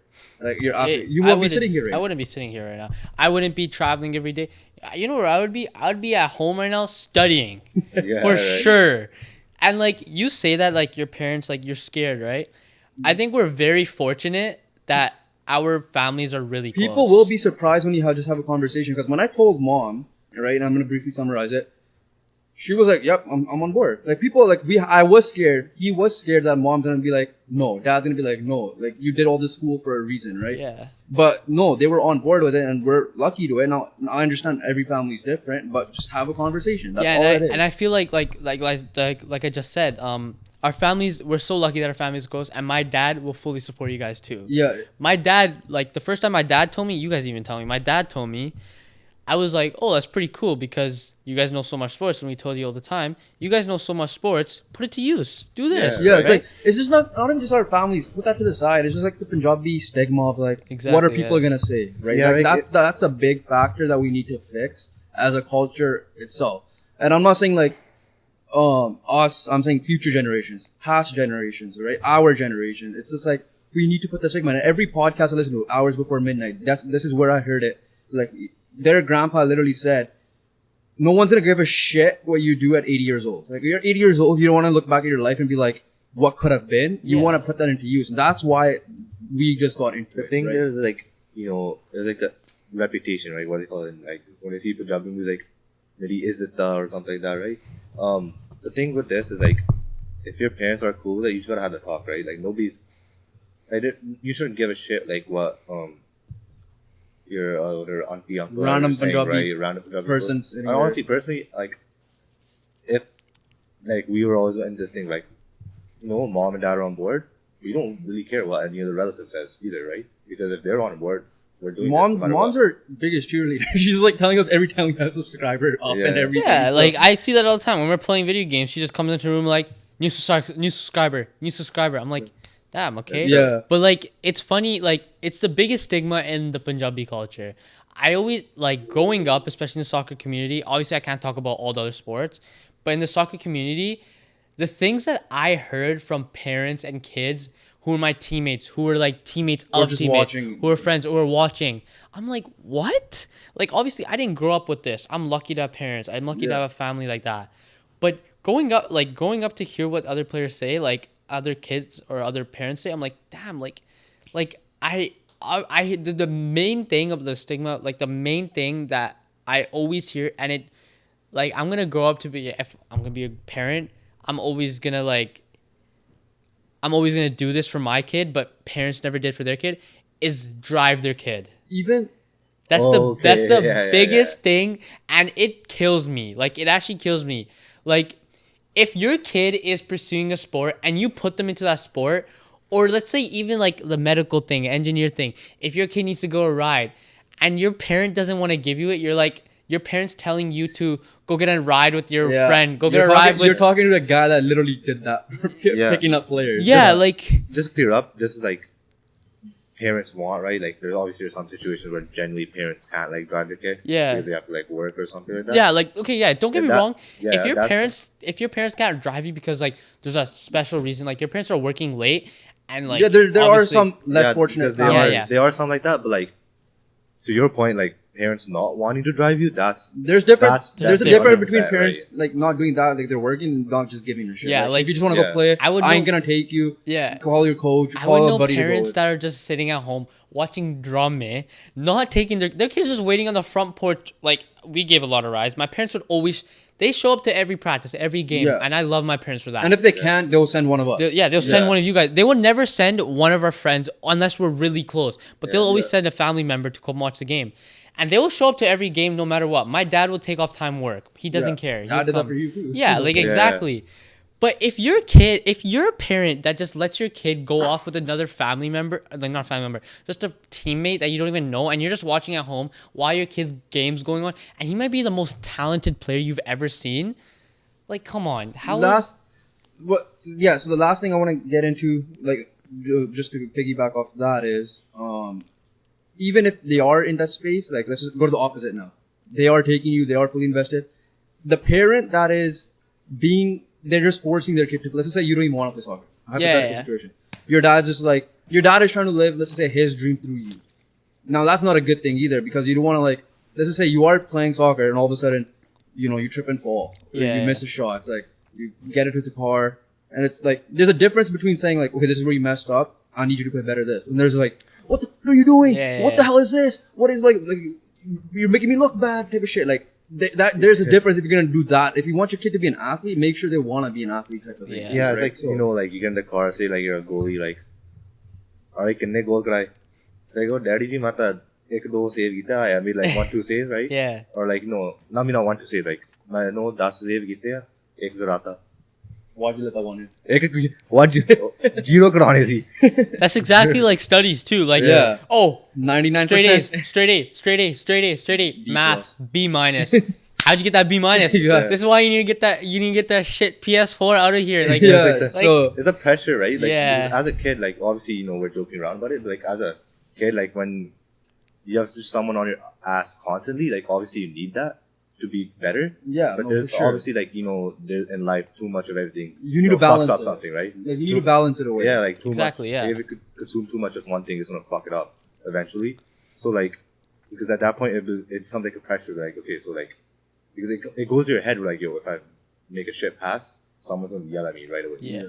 All right, let's go on to some funner topics now. Like, let's end it there. Let's go. Let's just go with your game, your your game and stuff like that? Because you're out of the three of us, you're the one who has been in a professional locker room. Yeah. First off, though, Bro, shout out my North Delta locker room. It's filled with beers, and I'm just sitting there because I can't The drink. funny thing is, I've been in one of those right Yeah. after training. Those ones are funny though. okay. First of all, very quickly, you could answer this quick. Why center mid? Is that something where your coach put you, or is that something you wanted to play? Because you have the capabilities of playing every position. I know that for a fact. Yeah, I freaking played left back before. I think I just grew into the position, and someone put like obviously, I actually started off as a striker, but then grew into the role of center mid because I think coaches just saw me as a center mid. So, yeah, I think that's You grew up on yeah. that. Okay, so again, this is more of a rapid fire now. Describe your play style and what players do you watch to help your game grow. I'd say my playstyle is more like calm. Like I always say this on the Whitecaps things too. Like I'm just more a calm, versatile player. I'll take one for the team. Obviously, I'll run my gut off for the team. So like I'm like a calm, box to box kind of player. Like I'll run and be a calm player on the ball, but when it's off the ball, I'll try my best to defend, attack, and Who everything. would you watch in certain stages? Just quickly. Before You like said Steven Gerrard. I know yeah, that's but one. before like he kind of fell off. It was Conte. Conte was a big one for me. Conte runs everywhere. Conte bro. was so like watching his games, watching him in the champ. I think he had one of The like heat maps are like straight red. yeah, up when plus he thing. won the Champions League with Chelsea, I think he had a man of the match performance. Yeah. He Yeah. locked down De Bruyne. Yeah, that was a big performance. Okay, which player reminds you of yourself? Currently. Oh, that's a hard one. Is it me? See, Professionally. Not some North Delta Div 1 Fraser Valley you League. just see Jovan Ugra. That's the player I want. Yeah. I'm on the bench anyways. So. See, I would say my playstyle's kind of changed because of Canada, like Whitecaps. Yeah, But I would say one like, or two if you want to fuse it too. I say back in the day, it was more like, ooh, I don't know. Back in the day, like you're not fucking 17 years No, old. no, no, back like a in the little day, bit back in the yeah. day. I would say like, I was gonna say Busquets Okay. because I was just a more six sitting there, but then I grew into like Goretzka, like run from one box to the other box and attack. Goretzka could do a bit of everything. Right? Yeah, he could do- like he could win the If ball. you see his FIFA card, whoever Yeah, plays his FIFA card, yeah, his that's FIFA what- card is crazy. They're like what defending over 80, physical over Yeah, 80, yeah. pace over 80. If you go to Bayern Munich, you'll definitely have Shooting 99 over physicality. Exactly. Bro, if you go to Bayern Munich, you're coming back jacked. Yeah, It's like simple look as at that. Fonzie. Oh, I was like, what the heck? Well, speaking of Fonzie, that's what I was going to mention. You're on that career trajectory Yeah, right now. But I if, feel like if it goes. yeah, I feel like Fonzie's different, man. Yeah. That guy, I'll be honest, I look up Alfonso to him. Davies, for those of you guys wondering. Yeah, as well. I look up to him. I'm like, he went through like the same path as me, but he got at a younger stage. Yeah. But seeing where he is right now, I'm like, damn, man, this guy, like, it was heartbreaking for him to miss that penalty in the World Cup. Yeah. Yeah. But he did so well for his team. I won't lie, he was really good. Game day routine. Start Ooh. from the night before, and then you're on your game day. Like, what's the mindset of Jeevan Badwal? So let's say if it's like I'll say like 12 o'clock game because that's midday. Night before, good dinner. I always tell my mom it's gotta be my mom cooks like the best food for me. Bronte. Nah, not Yeah, Bronte, never olive Bronte. Bronte. Otherwise, you'll see me shitting the next day in the middle of the Yeah. game. But like it'll be like a good like chicken or steak or something, like a good healthy dinner, and then I need my sleep. If I don't get good sleep, I'll have a shit game. I know for a fact. So at least 9 to 10 hours. So if it's 12 o'clock, gotta wake up at like 9 o'clock. Yeah, probably sleep at like 10:30. Wake up. Yeah, wake up. Good breakfast. Gotta be a good one. Good breakfast. Go back upstairs. Shower. I always shower before a game. Even if it's at 5 o'clock, I'll shower like 3 Oh, o'clock. I'm like you. I need to shower. Yeah, before. I just need a shower. I need to like a little bit wake me up, like a cold one. Yeah. Cold shower. And then here's the thing that's different from me that everyone like kind of knows about me now, but like that I've been in the car. One of the guys we drive, we always drive him. The first time I did this, he was like, "What the hell is this?" I stay silent. I just in the car ride from home to UBC, which is like a 30-minute drive, 45-minute drive, silent. Music's playing, I don't sing, silent. In the change room, silent. Even when the coach talks, I'm just silent. If you ask me a question, I'll obviously answer it. But then when I get onto the field, I'm also like kind of silent, but I'm still talking because we're on the field. Get back into the change room for a good 5-minute preparation, still silent. When I got into the field, I just play. So the thing behind being silent for me is that I get to visualize, and visualizing, I get to like meditate, prepare, because it helps me improve my game. It helps me realize what I need to work on from the past and take it into the game. So yeah, that's basically What's a your game. Me is like I wake up, right? Eat the vegan chicken tender. Like recently, this is like a game on Sunday is 2:00 home game, right? Yeah. Wake up, Sit on the right? bench.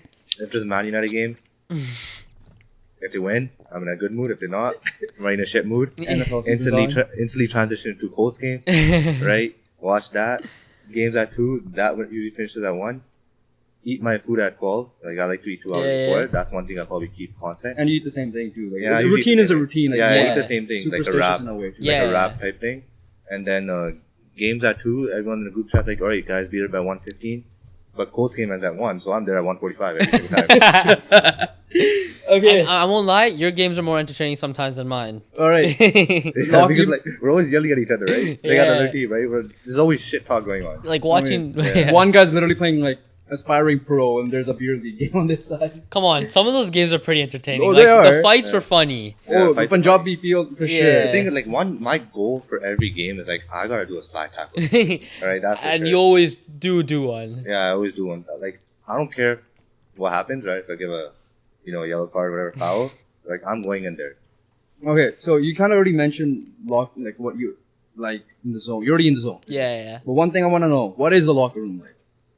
The Canada locker room, Whitecaps 2 locker room. Well, like some you are in the zone, but like, what is the vibe like? Oh yeah, like obviously I can't say some things because like it's like the Oh yeah, club no, I'm not, rules. yeah, you don't need to. Leaking like, tactics. We ain't trying to like. I mean, BTR's not that big. You might not be able to.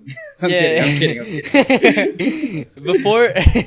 Before practice and like games, obviously it's different. Before practice, it's just usually like fun vibes. We're just going to training. It's just we're in there, maybe a little bit like a heading game, maybe a little bin game, but like we're just talking about school, girls, games. Well, that's like practice, but game day vibes. We just we chill. Like our teammates, like my team, I respect them so much that we know what each other do. Some guys, they'll have a conversation about the games before the game that they have, and they'll have like a conversation. Some guys will have fun with dancing, putting music on. Some guys like me, there's like at least 2 or 3 of us that just have a silent composure kind of idea, mentality that will stay silent and they won't bother us.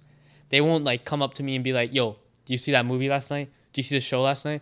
They'll talk with the guys that want to talk.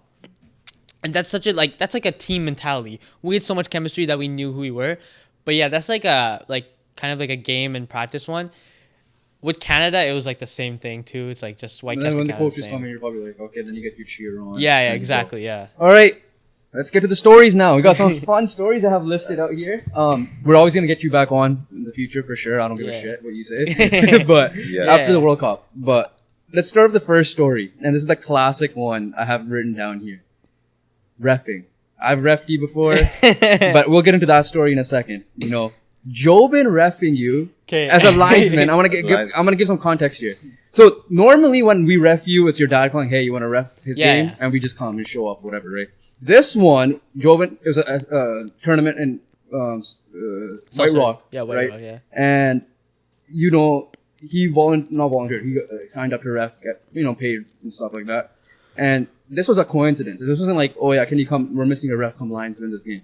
He was scheduled to linesman. Now, this was not your actual team, but since you played a year older, you're allowed to play the 06 team. Yeah. And he was your linesman. And I need to find that picture. I don't know if I will be able to find it. I have it. If you have it, if we find it, we'll put it up, right? But I'm gonna take a quick look. Essentially, the story, I'm gonna just lay out the story. I was there to watch this game. Jeevan, being Jeevan, was playing left back because they're like, he's too good. And then dribbled through the whole team, went down the right side, and was gonna put a cross in, but went to the end line, touch line. Joban puts his flag up for out of bounds call. Now at the moment you're probably like, you didn't think of it too much, and then Joban comes up to me, he's like, "Yeah, I don't think that was out of bounds. I just wanted to call it out." It was never out of bounds. The reason was because I close. back Joban in this. I coached his team for all those years, like from your high school years, essentially. Yeah. Coastal is the team that you played for, and that team screwed me over many times that I was fine with it. Coastal refs are the freaking worst refs ever, bro. Like genuinely the worst. Like Yeah. what? We had 2 games. There's one game where like they screwed us over. They gave this coastal. I think it was the district cup, right? And then we're playing this coastal team. They were gold. We were silver at the time. Yeah. We're playing this. We're playing this game. The ref called the penalty. One of our players goes up to him. He's like, "Yo, why'd you call the penalty?" He's like, "Yo, this guy on the ground in the box. Yeah. One of you guys must have hit him." That's the reasoning was. That's the reason. Joban had a bet. I remember you telling me this. And I was pissed. We're Yeah. pissed because like It genuinely, was like, a 0-0 game. We're at 0-0 Div 2 game. team moving up to play the best Div 1 team for the Coastal Cup qualifiers. Yeah. And we got screwed over the 90th minute penalty. Yeah, But like- yeah, so that's why we did it. But okay, from your end, I That's good. won't lie, I was pissed. You're pissed. I was like, I I did also- all this you have work. the pictures. So we'll The try thing to is, get it up I there. think we were winning too, though. We won, right? Yeah, you won the game. Yeah, and that You were was dominating. That was second half. No, it was first half. It was first half. We were dominating. I did get like an assist after that later on, but like I was pissed. I was like, I did all this work. I'm on the end line. I was playing right back, so I had freedom, and they didn't give a shit what I did because I was playing like a year older, but I was playing like my age, and I was about to like whip a ball in or something. I was about to get like maybe something good out of it, but Joban calls it. I'm like, I remember this vividly too. I have the picture. He Yeah. has the flag like this. Yeah, I was too. like, Yeah, I'm like, go what? kick. I was like, what The the, hell? dads I on the was- sideline were like, Joban, what the hell? He's like, it was out of bounds. And they're like, okay, fine, whatever. Yeah, I was like, no, I was also coming this mentality like, yo, this kid pissed me off when I was growing up. I'm giving him one bad call as well. Dude, we ref your brother sometimes, and we're like, we want to give this guy a card after. Yeah, this this guy doesn't yells. shut up. But no, so okay, my end when I used to ref your games, it was how do I say it? Like I show up, you're early on games, you're fine, whatever, right? You're Yeah. a kid, whatever. After that, it's not as much as you. You kind of were, but not as much as you. But your other teammates. This Oh, was yeah. like the old CMAC days. Yeah, essentially. yeah, yeah. And you know, players are just coming up. No, your academy, Supra, that Supra, academy team. I remember I'm like, these. I'm just here to Yeah. freaking ref. I'm not getting paid Yeah. for this. I'm But just then- here to do the job. Your player, like, not your coach, but I think your assistant manager or someone was yelling at me. Yeah. Your players are yelling at me. I'm just looking at them. Or the coaches and player, someone else is yelling at me. Is it clear foul at times? Sure. I'm just in the zone. I'm like, Yeah, I'm like- not even licensed to do a full field game at this point. Yeah, I ref the same team too, right? Yeah, and then I'm Yeah. like, I look at it. I'm like, yeah, just play on. I'm like, I'm not bothered. But the Play thing is, on. like, I did like once or twice. Like, I would get it because you're in the game, and that's the thing. But like other players, like I won't name names, but I was like, bro, chill out. It's just a game. It's how a, much do you go after a ref? Oh, it's a funny thing. I will. It's not often. It's never. But- No, never. It's I will only do it when it's like a big game. Obviously, every game's big, Yeah. but like if it's like a big game, I'll go like a little bit, but I'll stop. I'll stop after. Your a while. brother, the is a menace. Oh yeah. My brother, he pisses me off Menace. sometimes. Watching his He's games. here. That's why I'm He's just watching saying. these games. And he goes up to a ref. I'm like, "What are you doing? Just go play." Who Yeah. gives a shit, man? Like I'm like, I feel like getting onto the field and slapping him on that. Yeah, no, I feel you too. I remember this one game where Cougar Creek game that we watched, and then like everyone was just on the ref, like the whole team. We're like, yo, just shut up and play. That was a big fight, right? huh? There was No, a no, big- no. The ref showed up late. This is his game. This was his game. No, like there was a. No, it's oh, no okay, It was fight, a fight, but like yeah. everyone just on the ref, right? Yeah, yeah. And then To be fair, the ref was not that great. and then either, me, him, and your sister was like, yo, but we're going to this the game's playground. boring. You know, there's makia coming out, right? You can get mosquito bites and stuff. Yo, we're going to the playground. Go to the playground. These guys score 5 goals. We come back. Just still yelling at the ref. But yeah, next story I have here. Oh yeah, so I'm sorry to finish off my story of your refing. Yeah, like your teammates sometimes were menaces. I'm just like, I'm not bothered. I'm just like, you want me here? I'm here to ref. If you want, I could just leave. But yeah, like obviously I took it seriously. Don't get me wrong. But like it Yeah. depends on like if a guy yells at me, I'm just gonna be like, all right, Shut up. move on, right? Yeah. Whatever. Come, Who shut cares? up. You're getting paid and like you're just here to ref. All right, next story. You and him were on the same team at one point. Oh, yeah. Now I knew this was coming. I need to make sense of this. You're 4 years older than him. Yeah. So how does this be? Now Jeevan is that goated, we know that. Nah. This is like, I think this is when you were, it's 8v8s, right? So you were Yeah. like in your last year of 8v8. I believe. Yeah, I was Going going, into to your last year going of into ABA. U12, yeah. So the 8v8 it means 7 and a goalie, like a half field game. Your dad randomly put these guys in a tournament. Him, one of our relatives, not gonna name names obviously, and you, one of your teammates as well at the time. Yeah. Was playing. So you had like 2 little kids like this high up Like, And we we had a family friend that's like sick, pretty tall, like tall. With Like, the good teas and everything. Yeah. We didn't have like subs either. so when you had a right? good T too, yeah. And so like we're like, okay, you two come on. you had a Because- sub. You were the first Yeah, I sub. was the first Yeah. sub. And you know, we're like, whatever. We went all the way to absolute to watch these guys play. And first game, you guys lost the first game 3-2. I think won the 3-2. Then you guys won the second game. But I'm gonna have a story for that too.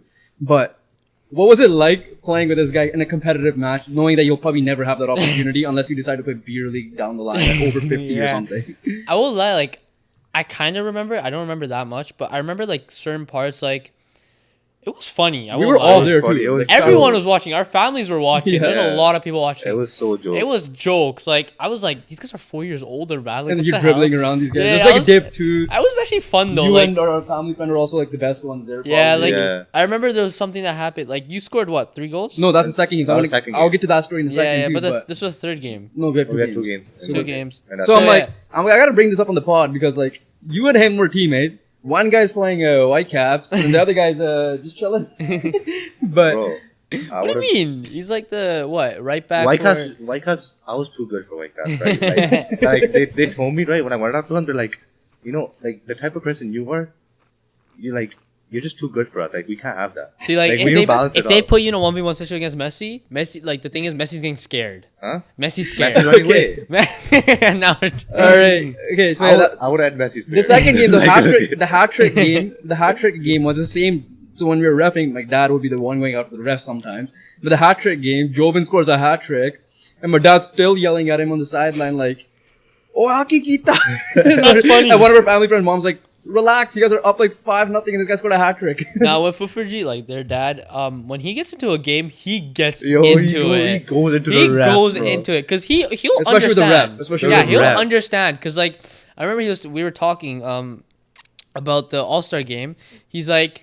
He told me he's like, what kind of pass did that center back make to the goalie? It almost went into the own net. I was like, yeah, I was scary. I was laughing because whenever obviously I'm not gonna yell at my mom and dad unless Oh, yeah. like some family shit happens, but I'm just saying like in terms of just naturally, I'm not gonna first of all I'm not gonna tell them to shut up, like say the Yeah. word shut up or like you know.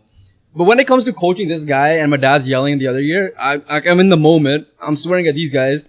And then my dad's just yelling at the ref. I'm like, Dad, shut up. I'm not going to pay no $500 fine. Now he gets Yeah. into it, but like those games, like I kind of remember. I remember one thing where like, I think it was it you and me or our other family friend where I was like we were just making like tiki taka. That was you and our other family friend. Yeah, yeah, We're we just were doing walking back and tiki-taka. forth all the way like it's hockey 2-on-1. You're Yeah. just going 2-on-0. And then I think I missed it. I think you guys scored. No, it was a mess. No, we Oh. missed. That's why it's a joke. I think I got the And ball. plus, he's like double your size. yeah, So he it's even was funnier. tall. Like he's Yeah. tall. Yeah. But like the net's right here. And I think I just completely missed. So I think that but it was like fun times. I Yeah. missed those times. I won't lie. I missed those Punjabi tournaments. Yeah. Okay, so that's obviously me and you might be playing on the team sometime now. It was weird. You and him played on a team before me and him played on a team, and we're both in the men's leagues now. too. Yeah. Yeah, right. But whatever. hopefully sometime down the line. But all right, next up, Messi's in the MLS. Are you eligible from MLS next All-Star next year, or is that a thing? No, I'm not. No. Oh, okay, never mind. I'm gonna like, so are you gonna meet Messi now or what? So here's the thing. My coaches told me, and like my physios at Whitecaps, they were betting on me to meet Messi because they were like, "Oh, Messi might be there." There was no chance he was gonna be in Washington. I was like, he won't be here at Washington. He won't. I won't lie. Like it was a big vicinity. Like DC fans were crazy. There was Yeah. a lot of. It was packed. Arsenal obviously, but like meeting Messi would be like a dream. Yeah. Oh my god. Like Okay, rate our soccer skills. yeah, rate it. We know he's the better one. I know he's better than me. I know that for sure. yeah. I've seen a lot of you. I've seen both you guys play a lot. More him. than Yeah, me. more Jovan because obviously I was younger. Like, I don't yeah. remember. I But- played. Keep in Again, mind. like, I keep don't- in mind. Jovan is Div 1 Metro level player. I was playing Div 3 and 4. So that's Yeah. all I The gotta thing is, say. like, if you think about cousins wise, like me and you are like closest in age, and it's a pretty decent age gap. Yeah, no Right, doubt. dude. Yeah. I'm like 4 years apart. Like, there's someone 4 years older than me, and then you're 4 years younger, and this guy like 6 years older than me. Yeah. So I'll go Amrit first. Shit. No. I wouldn't say like you were shit because obviously playing I Div, was just not in Div shape. 4, Div That's all 3, it you was. were in I was just shape, not in but shape. being a goalie, you were actually not that bad. I remember Okay, one. I played goalie for like half a year. No, just because I was but- the youngest guy on the team. Yeah, but That's you were all it still was. not that You were bad pretty because I sick, remember bro, not one gonna game. lie. I come back from India and I was shit One after. game I remember we were watching. This was at Yorth Park. No, it's Cloverdale. Was it Cloverdale? I think It was Cloverdale. like nighttime. Oh no, it was Jorth. It was Jorth. I yours. know the Yeah. game you're talking about. Nighttime. He We still saves a lost 2-0. pen. He Oh! saves a pen. that was a Punjabi tournament. That was the only time I saved a pen. You were my linesman. You're talking about a different. I never saved a pen. Was it at after yours that. though? It wasn't at No, yours. that was at Newton. It was at Newton. No. This guy saved a pen, and I was in awe. I was like, what just happened? I was like, damn. And then,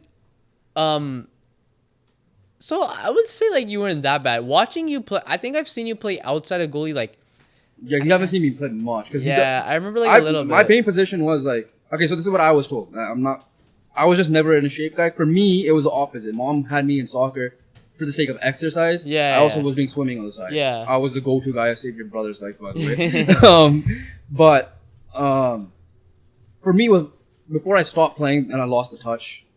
Obviously, when you play a year, it's actually a big difference when you don't play for a year. But when I was playing Div 3, one of the HPL coaches at Surrey United, because I used to play Surrey United Div 3, and he was like, "You're actually not bad." They stuck me in center mid. They're like, "You have the game sense and everything. It's just you're not in shape. That's all it is." Like I could see that. And I scored from half like twice. Yeah, because in our family, like I think like it runs. Like we're all good. We're not shit. I'm the players. worst in the family, by the way. No. Yes, I am. No, okay, yeah, maybe because you didn't play that like you didn't also play didn't, that much. like, he's probably like one of the guys that played like the least. Yeah, he played the least Yeah. because I you also started like earlier than him. Yeah, I started yeah, in grade 2. and you also like became a lifeguard, so swimming was a big thing too. I didn't officially become a lifeguard. Really? No, he did I the- didn't he get the job. He did the courses. I did all the Oh. courses He and passed the everything. courses. I know because like I know the jokes you're making because every family's like, all right, put him on the edge so he can Yeah. just jump in the Pawnee when we go to when we went to Portland. Yeah. Saved your brother's life in Portland. Yeah. And then yeah. So no, like soccer wise, like, yeah, like, I stopped a year. Yeah, so you're right. I stopped for a year to get my swimming courses done because I'm like, okay, I ain't gonna get far into this. Yeah. I come back. Your dad's like, yeah, you're playing U21. Keep in mind, I played Div 3, fat ass over here. Playing Div 3 soccer, going to U21 is a huge jump. Like, I was Yeah. shit compared to that. But, yeah, enough about me. How about this guy? But should I do like out of 10 or something? Yeah, sure. Out of 10? Fitness is 0. Probably 1. No, but like overall out of 10, I Overall, would say yeah. like a 4. Okay, so It's not that bad.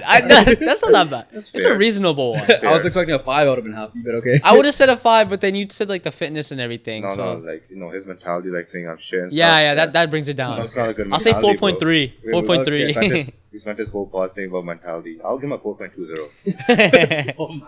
Okay, good. Jovan. Okay, see, I know a lot You of played things. Div 1 in Yeah. Metro. Because I played with you, played against you, watched you a lot. Keep in mind, you guys ran Uncle Soccer together. Yo, That one was game- the greatest that thing. one game- I'm not gonna lie, yo. I think that game I had like the greatest performance of my life. You guys Yeah, had the I think chemistry too. I think me and Jovan were like, we played like Iniesta and Xavi there. Yeah, we were. It was running that, yo. insane. Obviously, we let a goal in and we couldn't score after that because Yeah, we had that no was also puck strikers. nets, too. Yeah. But we dominated. I knew That was the only time I played with you guys. As a yeah, team, the too. uncles Yeah. came And up your to brother. both of us and were like, "You guys are really good." Like Yeah. what the And this hell is is him that? out of shape, Jovan. Too. That was like Keep in COVID. mind. Yeah, that was doing. But Jovan was still like techie and everything. Yeah. But like watching you play, obviously I've seen you play like different positions. Obviously as a right back now. Obviously you Center mid. you were a center Played mid before. played on the wing. Obviously for me you're a better center mid winger than you are as a fullback. I played in that. Yeah, you played in net too, which is fun. Actually no. You got to You goalie as a the goalie was stupidest sick. reason. You as a goalie was a sick He too. was. But I would say like out of 10, I'm saying a 6.5. I'll take that. Because I would have given him a 7. yeah, I was gonna say 7, Standard-wise. but the thing is, he's played so many different positions that he's good at. It's just that I wouldn't see that like he's like the best in that one position. Yeah, right. It's like I feel for me personally, I feel like playing all those positions. It was just like I was doing enough at each position. Yeah. But like I didn't excel at one thing. Yeah, you didn't right? excel at one because you're still good as a center You're mid and still winger, Ideal in all those. and you're still ideal. Like as a fullback, you're like obviously not the best, but you're still doing good as like you still understand it. Yeah. All we know is that Jeevan's a harsh grader. No, chill. I'll take the Jeevan's. six. No, I thought good. he would have said you had 8, me like a 5. Oh no, I no. expected I that. was expecting 6, 7. And But I feel like if I said like 7, like the Well, keep in mind, you're not comparing us to like freaking yeah, Messi. I'm not, no. Like, I'm I'm like talking about, comparing like, you guys to like Just general like beer league leagues general, and like stuff. what Yeah. I've seen. Yeah. like a 6.5 and a 4.20 for you, like it's pretty fair. 4.20 is the thing you gave me. But, Huh? okay. No, I said 4. A I said 6.9. 4.3. Okay. A 6.9 and then like a 4.2. All right. 6.9. All right, let's get into the last bit of our funny stories. You I'm just gonna ask you a story. Yeah, I don't have any more, unless you guys don't have something. But trash talking. How much of a trash talker are you? Are you an elite trash talker? Do you not even just trash talk? Are you like, my game does the talking? And if you do have any trash talking stories, do you start it? Do you finish it? What's the case? I have like 2 good ones. But I'm not a trash talker. I'll tell you right now, I'm not a good one. I'm not even a good one, but like I just don't do it. Like I just let my game talk. That's like one thing, but like I just don't like talking on the field. But one of the best ones was, it's a serious one too, because it was racism and discrimination. Oh, okay. But like it was still trash talking because I can't just take that. Yeah. So this was in US. People remember this if they've watched, but like I won't name names obviously, but like this was like I was playing a year older with Pacific United, like my dad's club. Former. And this is when I had a good D. The ref came up to me and said, "Are you a girl?" Okay, yeah, I remember this. And story. I was like, obviously no. And they're like, and the ref played on, he's okay. And like obviously there's still jokes made about that today. But the players thought I was too. So I remember one of the guys I was playing at, we're up 1-0. This is like semifinals in one of the tournaments. The guy's coming up to me, he's like, "You're a girl and you're shit. You can't even play on this pitch," and all that. Like he's going off at me. He was like, and I'm like, okay, but even if I'm a girl, we're winning 1-0 and I got the assist and I'm dominating you. But I'm not a girl, I'm a guy. And he's like, all they have to do is just sack you. yeah, It's not like, that hard. yeah, exactly. Ball, Like right? if it hurts, it hurts. Yeah. But yeah, he was like trash talking like shit on me, and he was going on about it. He's like, "Yeah, you're shit. You're like you're getting called a girl. Like that, take that thing off your head." So it was Okay, bad. yeah, at that point, that's where Where I was like, yeah, like I wasn't much of a swearer back then, Yeah. but I was like, shut up, like you're shit, man. you like could say like shut the yeah, fuck and up, you know what the right? final score was? 4-0, and I had 2 goals, and I was like, bye bye, you're gone. Yeah, yeah. So I'm it wasn't never even gonna like see some you weird. again. It wasn't like you were going at his neck. You were just saying bye. Yeah, Yeah. like I Like didn't the do Dame that Leonard bad, wave but off? the trash talking was like, I was like mad, but that's one. And then another one is, what game was it? This was against, You don't need to name club, but it's fine. yeah. This is with Whitecaps. This is once against one of the teams. I didn't even trash talk. It was my teammates, but like I was still like saying things. I got side tackled from behind, and obviously it's like a red, right? But they're going after the ref, and the guy's like, "It's clean. It's so clean, right?" I'm like, "You shut up, man. You're the shittiest player on this pitch." That's what I said. Yeah. And my teammates were going after him too. Yeah. He's like, "Yeah, you want some water with that? You shut up, you little freaking girl." Yeah. This girl thing is way too much. I don't know how much I got called a girl. But then we just kept on going back and forth. It was really funny. Like, at the end of the day, the thing is, he lives in, like, we know who he is, and we see him time to time.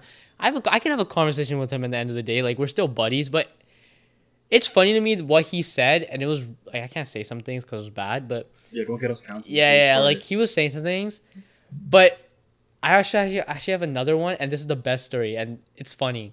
When we went to England with my academy team, we beat one of the local academies who has players go to, like, City, Arsenal, all these guys, right? They're mocking us for being Canadian. First game, I scored 2 goals. We win 2-1. We destroy them. They got mad. They got So what super you're saying mad. is Canada Academy is actually better than the I won't lie, we could be. No, I'm just saying, Yeah, you know yeah. how you were saying earlier European is different? Yeah, That's yeah. why- But I'm that kidding. time they just had players that were playing in the academy. I'm kidding. Yeah, go ahead. Next day, they bring players who are on an off season from Everton. I remember the players clearly. Everton, Norwich, one of the like local clubs who are like in League 1, League 2, I don't know what they were. Norwich, Everton, and Southampton. This guy was like bound to be something in Southampton. I don't know who he is now. They bring those players. 0-0 tie. I'm in the center of the park. The trash talking is elite. You know the guy's like, you guys got is your guy all your guys' dads Mounties? Do they wear those red coats? I don't see them wearing on the sidelines. Do they realize I was that? like, Don't their guards wear red? Exactly. I was saying, like, this is the funny thing, and they're like, "Yeah, where's your little top hat at?" One of my teammates, right? And I remember one of me and my teammates were like, "You like a little cup of tea with that? You like a little cup of tea?" And 0-0 going the whole way. It ends up being 1-1. It was such a good game, but I had to come off because my foot was like a rock. And when I was walking off, he's like, "Oh, you want some Gatorade with that? You want some Gatorade?" Like his accent was turning into Canadian. I'm like, "You shut the fuck up!" Like you want some? Swear it's fun. Yeah. I was like, Swear. "You shut the fuck up!" I'm like, "You just shut up! Like you can't be doing this." Do you have like a good British accent? Like, No, mine is terrible. But I won't lie. "Oi, mate." Hey, mate. That's Oh, you fucking mate. Australian. Yeah, that's I can't do Australian. it. I I'd be can't do like, it either. hey, I blood. can't do it Hey, either. blood. What you want with that? I don't know. Like, Are it you, was bad. Are you mad, bro? But like the trash talking was elite because it's Canada versus England, and I was like, damn, what am I in? This was my first time realizing what trash talking was. But yeah, those are some stories. There's probably like a few more, but I Yeah. just don't remember. We'll get into the next time you come on. Yeah. All right, a couple of things before you end it off. I know it's gone long, but it's a good conversation. Yeah. Footy Talk. I know you wanted to talk on footy on here. So Liverpool Get fans, analyst. Oh. get analyst mode. Thoughts on their obviously not good last year. Thoughts What on about their window? and thoughts on the window think- and projection. I think the window's good. Obviously, with that new guy from Leipzig, yeah, right. Obviously, I don't know how to pronounce his name. I don't want to pronounce it Yeah, wrong and get well, clowned by fans. Hungarian center mid from Yeah, Leipzig. yeah. He looks good. When we first signed him, I was like, who is 70 this million. guy? I was like, who is this guy? Who is he? Me and my friends were talking. We're like, I watched highlights of him. I watched a few. I won't lie. I watched a game of him. I was like, damn, he's good. He's actually a good signing. Good cost for him too. I won't lie. 70 mil though. Yeah, And he's young. He's like and he's still young though. 22, Come on. And like 22. the last player we got was Nunes. You got McAllister as well. I think McAllister is a big one. McAllister's a big McAllister's a really big one. I was about to talk to him about it. I won't lie. McAllister will do some things for us. But like talking about like, I actually want to bring this up. Nunes. I know a lot of people hate on him. He's underrated.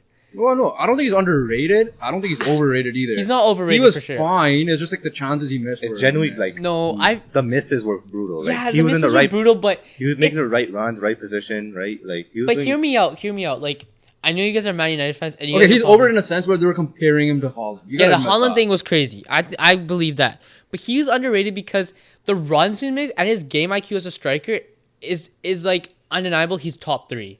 He being like runs and like his IQ there, he's top 3 for me as a striker. Yeah, for me, like not as a full striker because Okay, not he's still- top 3 because striker. in the league though, right? No, in EPL. Yeah, okay. I don't think he said No, all no, year. over. Okay, oh, no, okay. no. Yeah, In Premier League. He could come to that obviously, like because as a striker, the main thing you gotta look at is goals, right? If you're not doing your main job right, there's an issue with that, right? yeah, Because- I know what you mean, but But also, like, another comparison I could give him was Timo Werner, because Timo Werner, when he was in Chelsea, he did the same misses, but the thing with Timo Werner is, like, he was doing what Nunez does, like, making those runs, he was creating chances and all that stuff, but at the end of the day, like, it's like Harry Maguire. You can't be a defender that can't defend. yeah, Right? I know what you mean. Yeah, right? And you gotta be Yeah, a striker, yeah. you gotta score Come on, you goals. can't take the criticism to Harry Maguire though, man. That guy's still good. Nah, I shit No, I'm on him kidding. every Okay. single But day. like, I just want to make one more thing.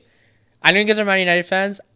I feel like Nunes had a better season than Anthony. Yeah, no. Oh, yeah, I agree with that. Yeah, No, yeah. Anthony- Anthony, Anthony was he garbage. still has a lot of headway. Like he can Well, still yeah, be did, I'm good. not giving up on him. Anthony had Oh, He good wasn't moments. shit. He wasn't like really was good. inconsistent. He has good He wasn't defensive IQ. mid. He was It like was- in between it mid was and shit. inconsistency. Yeah, Because he had good moments, like, He has good defensive. the beginning, ability he as scored well. Yeah. like what in the first 3 games, Yeah, he or scored 3 three. or 4 games, Yeah. the Arsenal game as well, yeah. and then the game winner against Barca in That one was the Europa pretty, League. Yeah. pretty sick. That was Yeah. a big game there. All right. Top 4 predictions early on right now for next year. For For Premier EPL. League. Premier Yeah. League, yeah. Everything will reference is Premier League. That's the league we know the best. Okay, I'm saying City first. Yeah. They just got freaking Guardiola. They're getting Guardiola, right? It's not. Oh, It's no, not no. confirmed, but they just They're gonna Guardiola. Get They it. lost Gondogan, but they also might lose Silva. But this goes. they still have a stacked team. Yeah. Like Holland's gonna get Golden Yeah. Boot again probably. Him and De Bruyne unstoppable. City first. You know what? I'm gonna go out on a limb. I'm gonna say. Oh, I'm gonna say. Keep in mind the transfer window too. Yeah, the transfer. It's hard. Like. I'm gonna go City first, Liverpool second.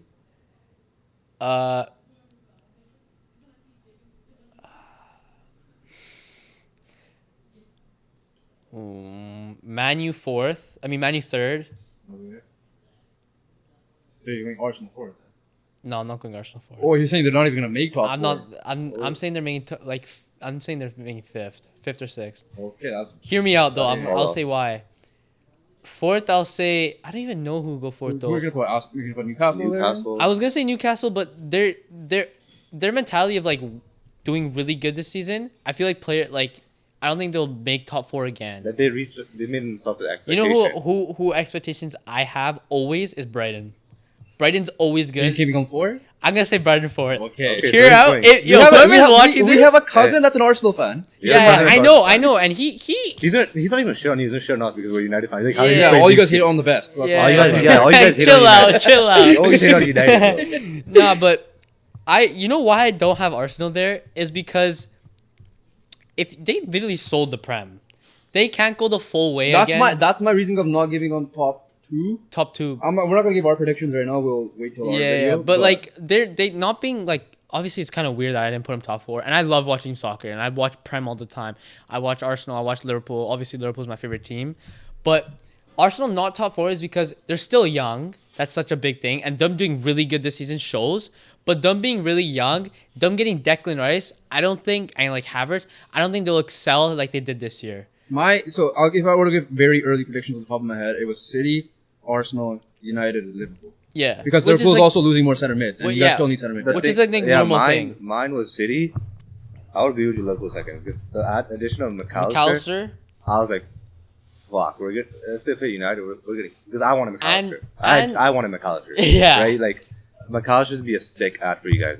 That's probably one of the main reasons. And I feel like And your weakest part, But they're also you losing. address your weakest part. You're right, also in the window. losing 2 of those weakest parts. Who? Henderson, I know he's Old. older. Fabinho. Doesn't matter. Fab, It I'm doesn't- telling you, genuinely I don't doesn't think matter. Fabinho will. I don't think it's gonna affect them at all. Yeah, You're well- adding in McAllister and And you lost James Milner. the Hungarian. Milner's actually a good sub, man. You're adding in McAllister and the Hungarian Gerrard, Yeah. right? So I Expectations. genuinely think like you address your weakest part of your team And- very well. And our young core is actually getting up there. Like Curtis Jones, Harvey Elliott. Those guys are still getting up there too. I would put Arsenal third because I think the addition of Declan So you're Rice. putting us forward? I'm putting us forward. Okay. Out of initial thoughts, because I don't like our window. I genuinely don't. Oh, that's on the ownership. We're gonna Yeah, figure that's that on out. ownership. I actually don't mind our window. Your window wasn't bad. We added Onana. Yeah. That's an upgrade on our system. Onana is one of the with the ball. Onana is probably one of the best. thing That's, for keepers. that me was our is- biggest issue last year. Yeah, obviously that, but like the thing for me, Okay, we should not get too much into it because we need to close this I'm out just too. saying, but like the thing for me was striker, bro. You gotta figure that position out. Yeah. For me I personally. agree with you on that. But okay, very quickly, top 5 current players Ooh, right in now. soccer in general. In the world, Okay, in the whole entire world. can I exclude Messi and Ronaldo? Yeah, so current players, current form. So Yeah, we'll go to current- Europe. We'll go to Europe actually. Fine, yeah. Yeah, because Yeah, you're oh, that's hard. Then you put me in the spot. That's the whole point. I'm putting Holland first. Okay. yeah, that's arguable. Yeah. Holland first. Second. Let me just go through the players. Yeah, I'll just list you some. There's like De Bruyne. Mbappe. There's like Mbappe. Yeah. There's Rashford. there's Lisandro Martinez. The entire Man United squad. All right, I'm putting. Oh my God! Come on! I like. Come on, it's- you wanted the footy talk, man. I'm giving you the questions. yeah, here. I know, but it's hard. Like I'm trying to think. Would you put Mbappe there? Yeah, I'm putting It has to Mbappe be top my- 5, but for I'm me, not. Mbappe's one. Yeah, But, just list them. Don't you don't list them. Yeah, all I'm there. not putting them in order. Holland, Mbappe. Yeah, The thing with me is that De Bruyne did not have a good World Cup, he really didn't. Yeah. and he was kind of injured in the season. But you still gotta But go he's with the still, current I form. still gotta go with him. So De Bruyne, So that's 3. You guys got Lewandowski. Lewandowski, Vinicius. Lewandowski was that night. I was gonna go Vinny, and I was gonna go. Would you go like the best defender? Who's the best defender? I was Or- thinking. I was thinking Diaz, but No, Diaz was still like one of the best center backs. I don't know who else. Like those are the main key 4 for me. Wait, who won? Messi won Ballon d'Or, right? Yeah, Dude. no, it's not announced yet. It's between him. No, and last year. last year. Diaz was top 3. Diaz No. was top 3. Diaz was top 5, was he not? Oh. He was top 5. Yeah, Diaz had a good year. So Diaz they won the championship. And, Benzema won it this year, didn't he? Oh yeah, Benzema won. I'm stupid. or was the He's year not in before Europe. that? But Yeah, like Messi was the year Diaz before. was still top 3 and 5, was he not? I'm not too sure. He, yeah, but Just go with a quick decision. so De Bruyne, Holland, Mbappe, Vinny. Modric. No, Okay. I'm not putting Modric there. That was your brother's suggestion. on camera. Oh my god. He's not- Yeah, he's so I'll go. disappointed. I'll go Diaz. I'll go Diaz. Those are You top go 5. Diaz. Alright, Yeah. that's okay. So Your brother- list it again quickly. So we need to Holland, clip this, man. Holland, Mbappe, De Bruyne, Vinny, And Ruben Diaz. Diaz. All right, so I'm gonna get a lot of backlash. I disagree with the 5. For I'm sure. gonna go backlash. I from disagree with the people. 5th you're, one. you're definitely get backlash. I think people are gonna put Modric in there 100%. I'm not Comments? putting Modric. I don't. Comments. Comment down below on his Comment down below thoughts. his thoughts. Okay. We know one hater right now who's behind the camera. He's really pissed off, and yeah, Well, okay, top 5 all time that you have seen personally play. So you I've can't, you seen- cannot put Maradona on there. Okay, yeah. Messi, Ronaldo. obviously. Yeah, Messi, Ronaldo. See, the thing is, like, obviously I've seen like Stevie G play for a little bit. He was never good, like his prime. Top 5. But he's not top 5, obviously. Messi, Ronaldo, Neymar. Okay. Messi, Ronaldo, Neymar.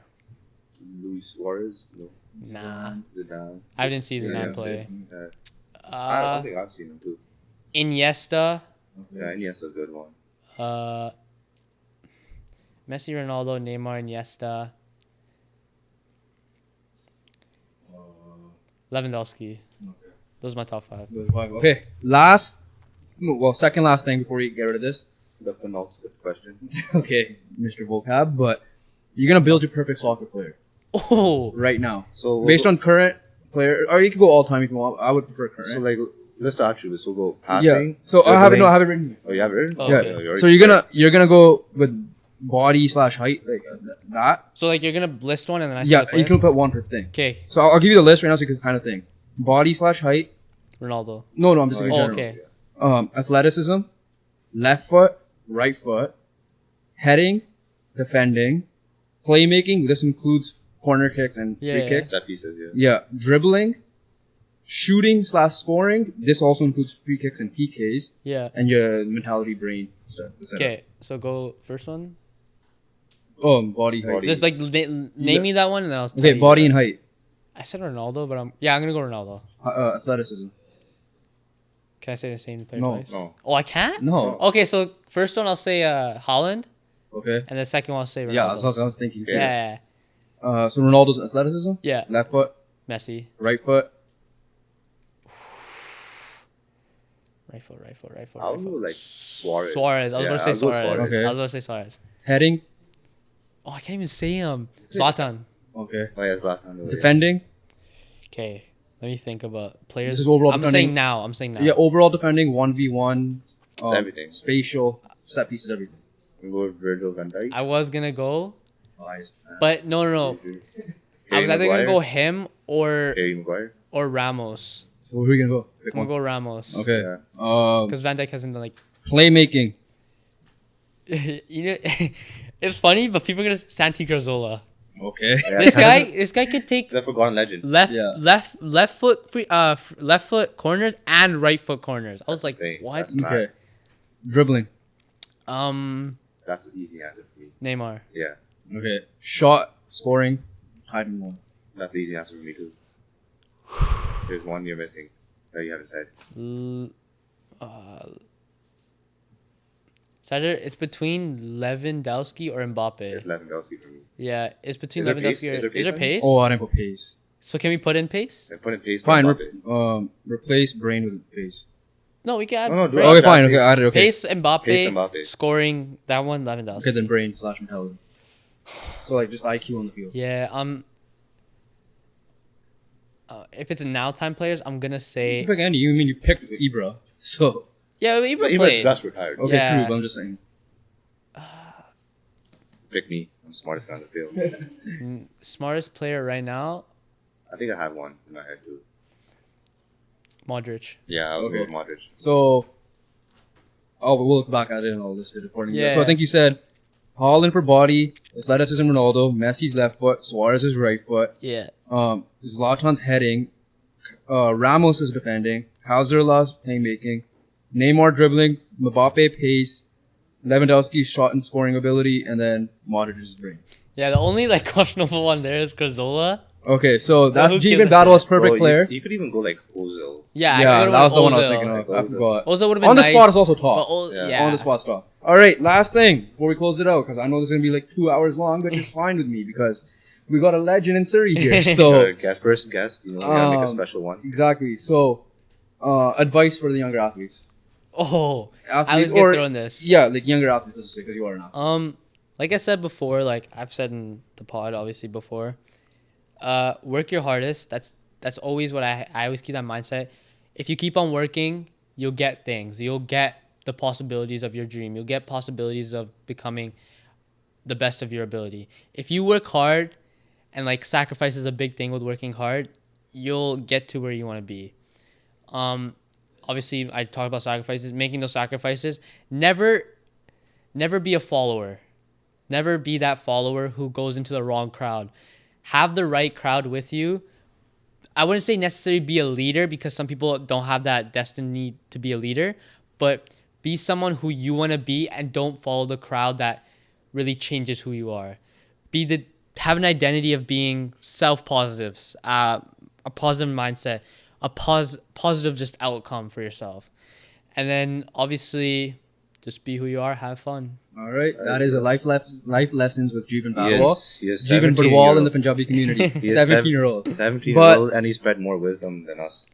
All right, let's close this out. Jeevan, thanks for coming on. Thank you for having me. Well, obviously, good luck at the World Cup. So obviously, we'll probably talk to you after this, but we'll bring you back on after the World Cup. I'd love to Mario Kart after. Mario Kart. I'd love to be on here again. I love talking. I love talking with you guys. Obviously, the questions were obviously at me, but I also want to talk with you guys in the future. Yeah, this one is more to showcase this one, like, we're trying to get you. Just an introduction for me. Yeah. It's like a guest. I know you want to be like, you want to get the sports talk. I'll talk about basketball, NFL. I know you want to get your thoughts in. All right, so once again, thanks for coming on. Good luck at the World Cup. Good luck with the rest of the season. And to everyone watching, thank you guys for tuning in, and we'll catch you guys on the next one. Peace. Yo, are you stupid? You said Diaz. How did you not say Modric? I'm so disappointed in you.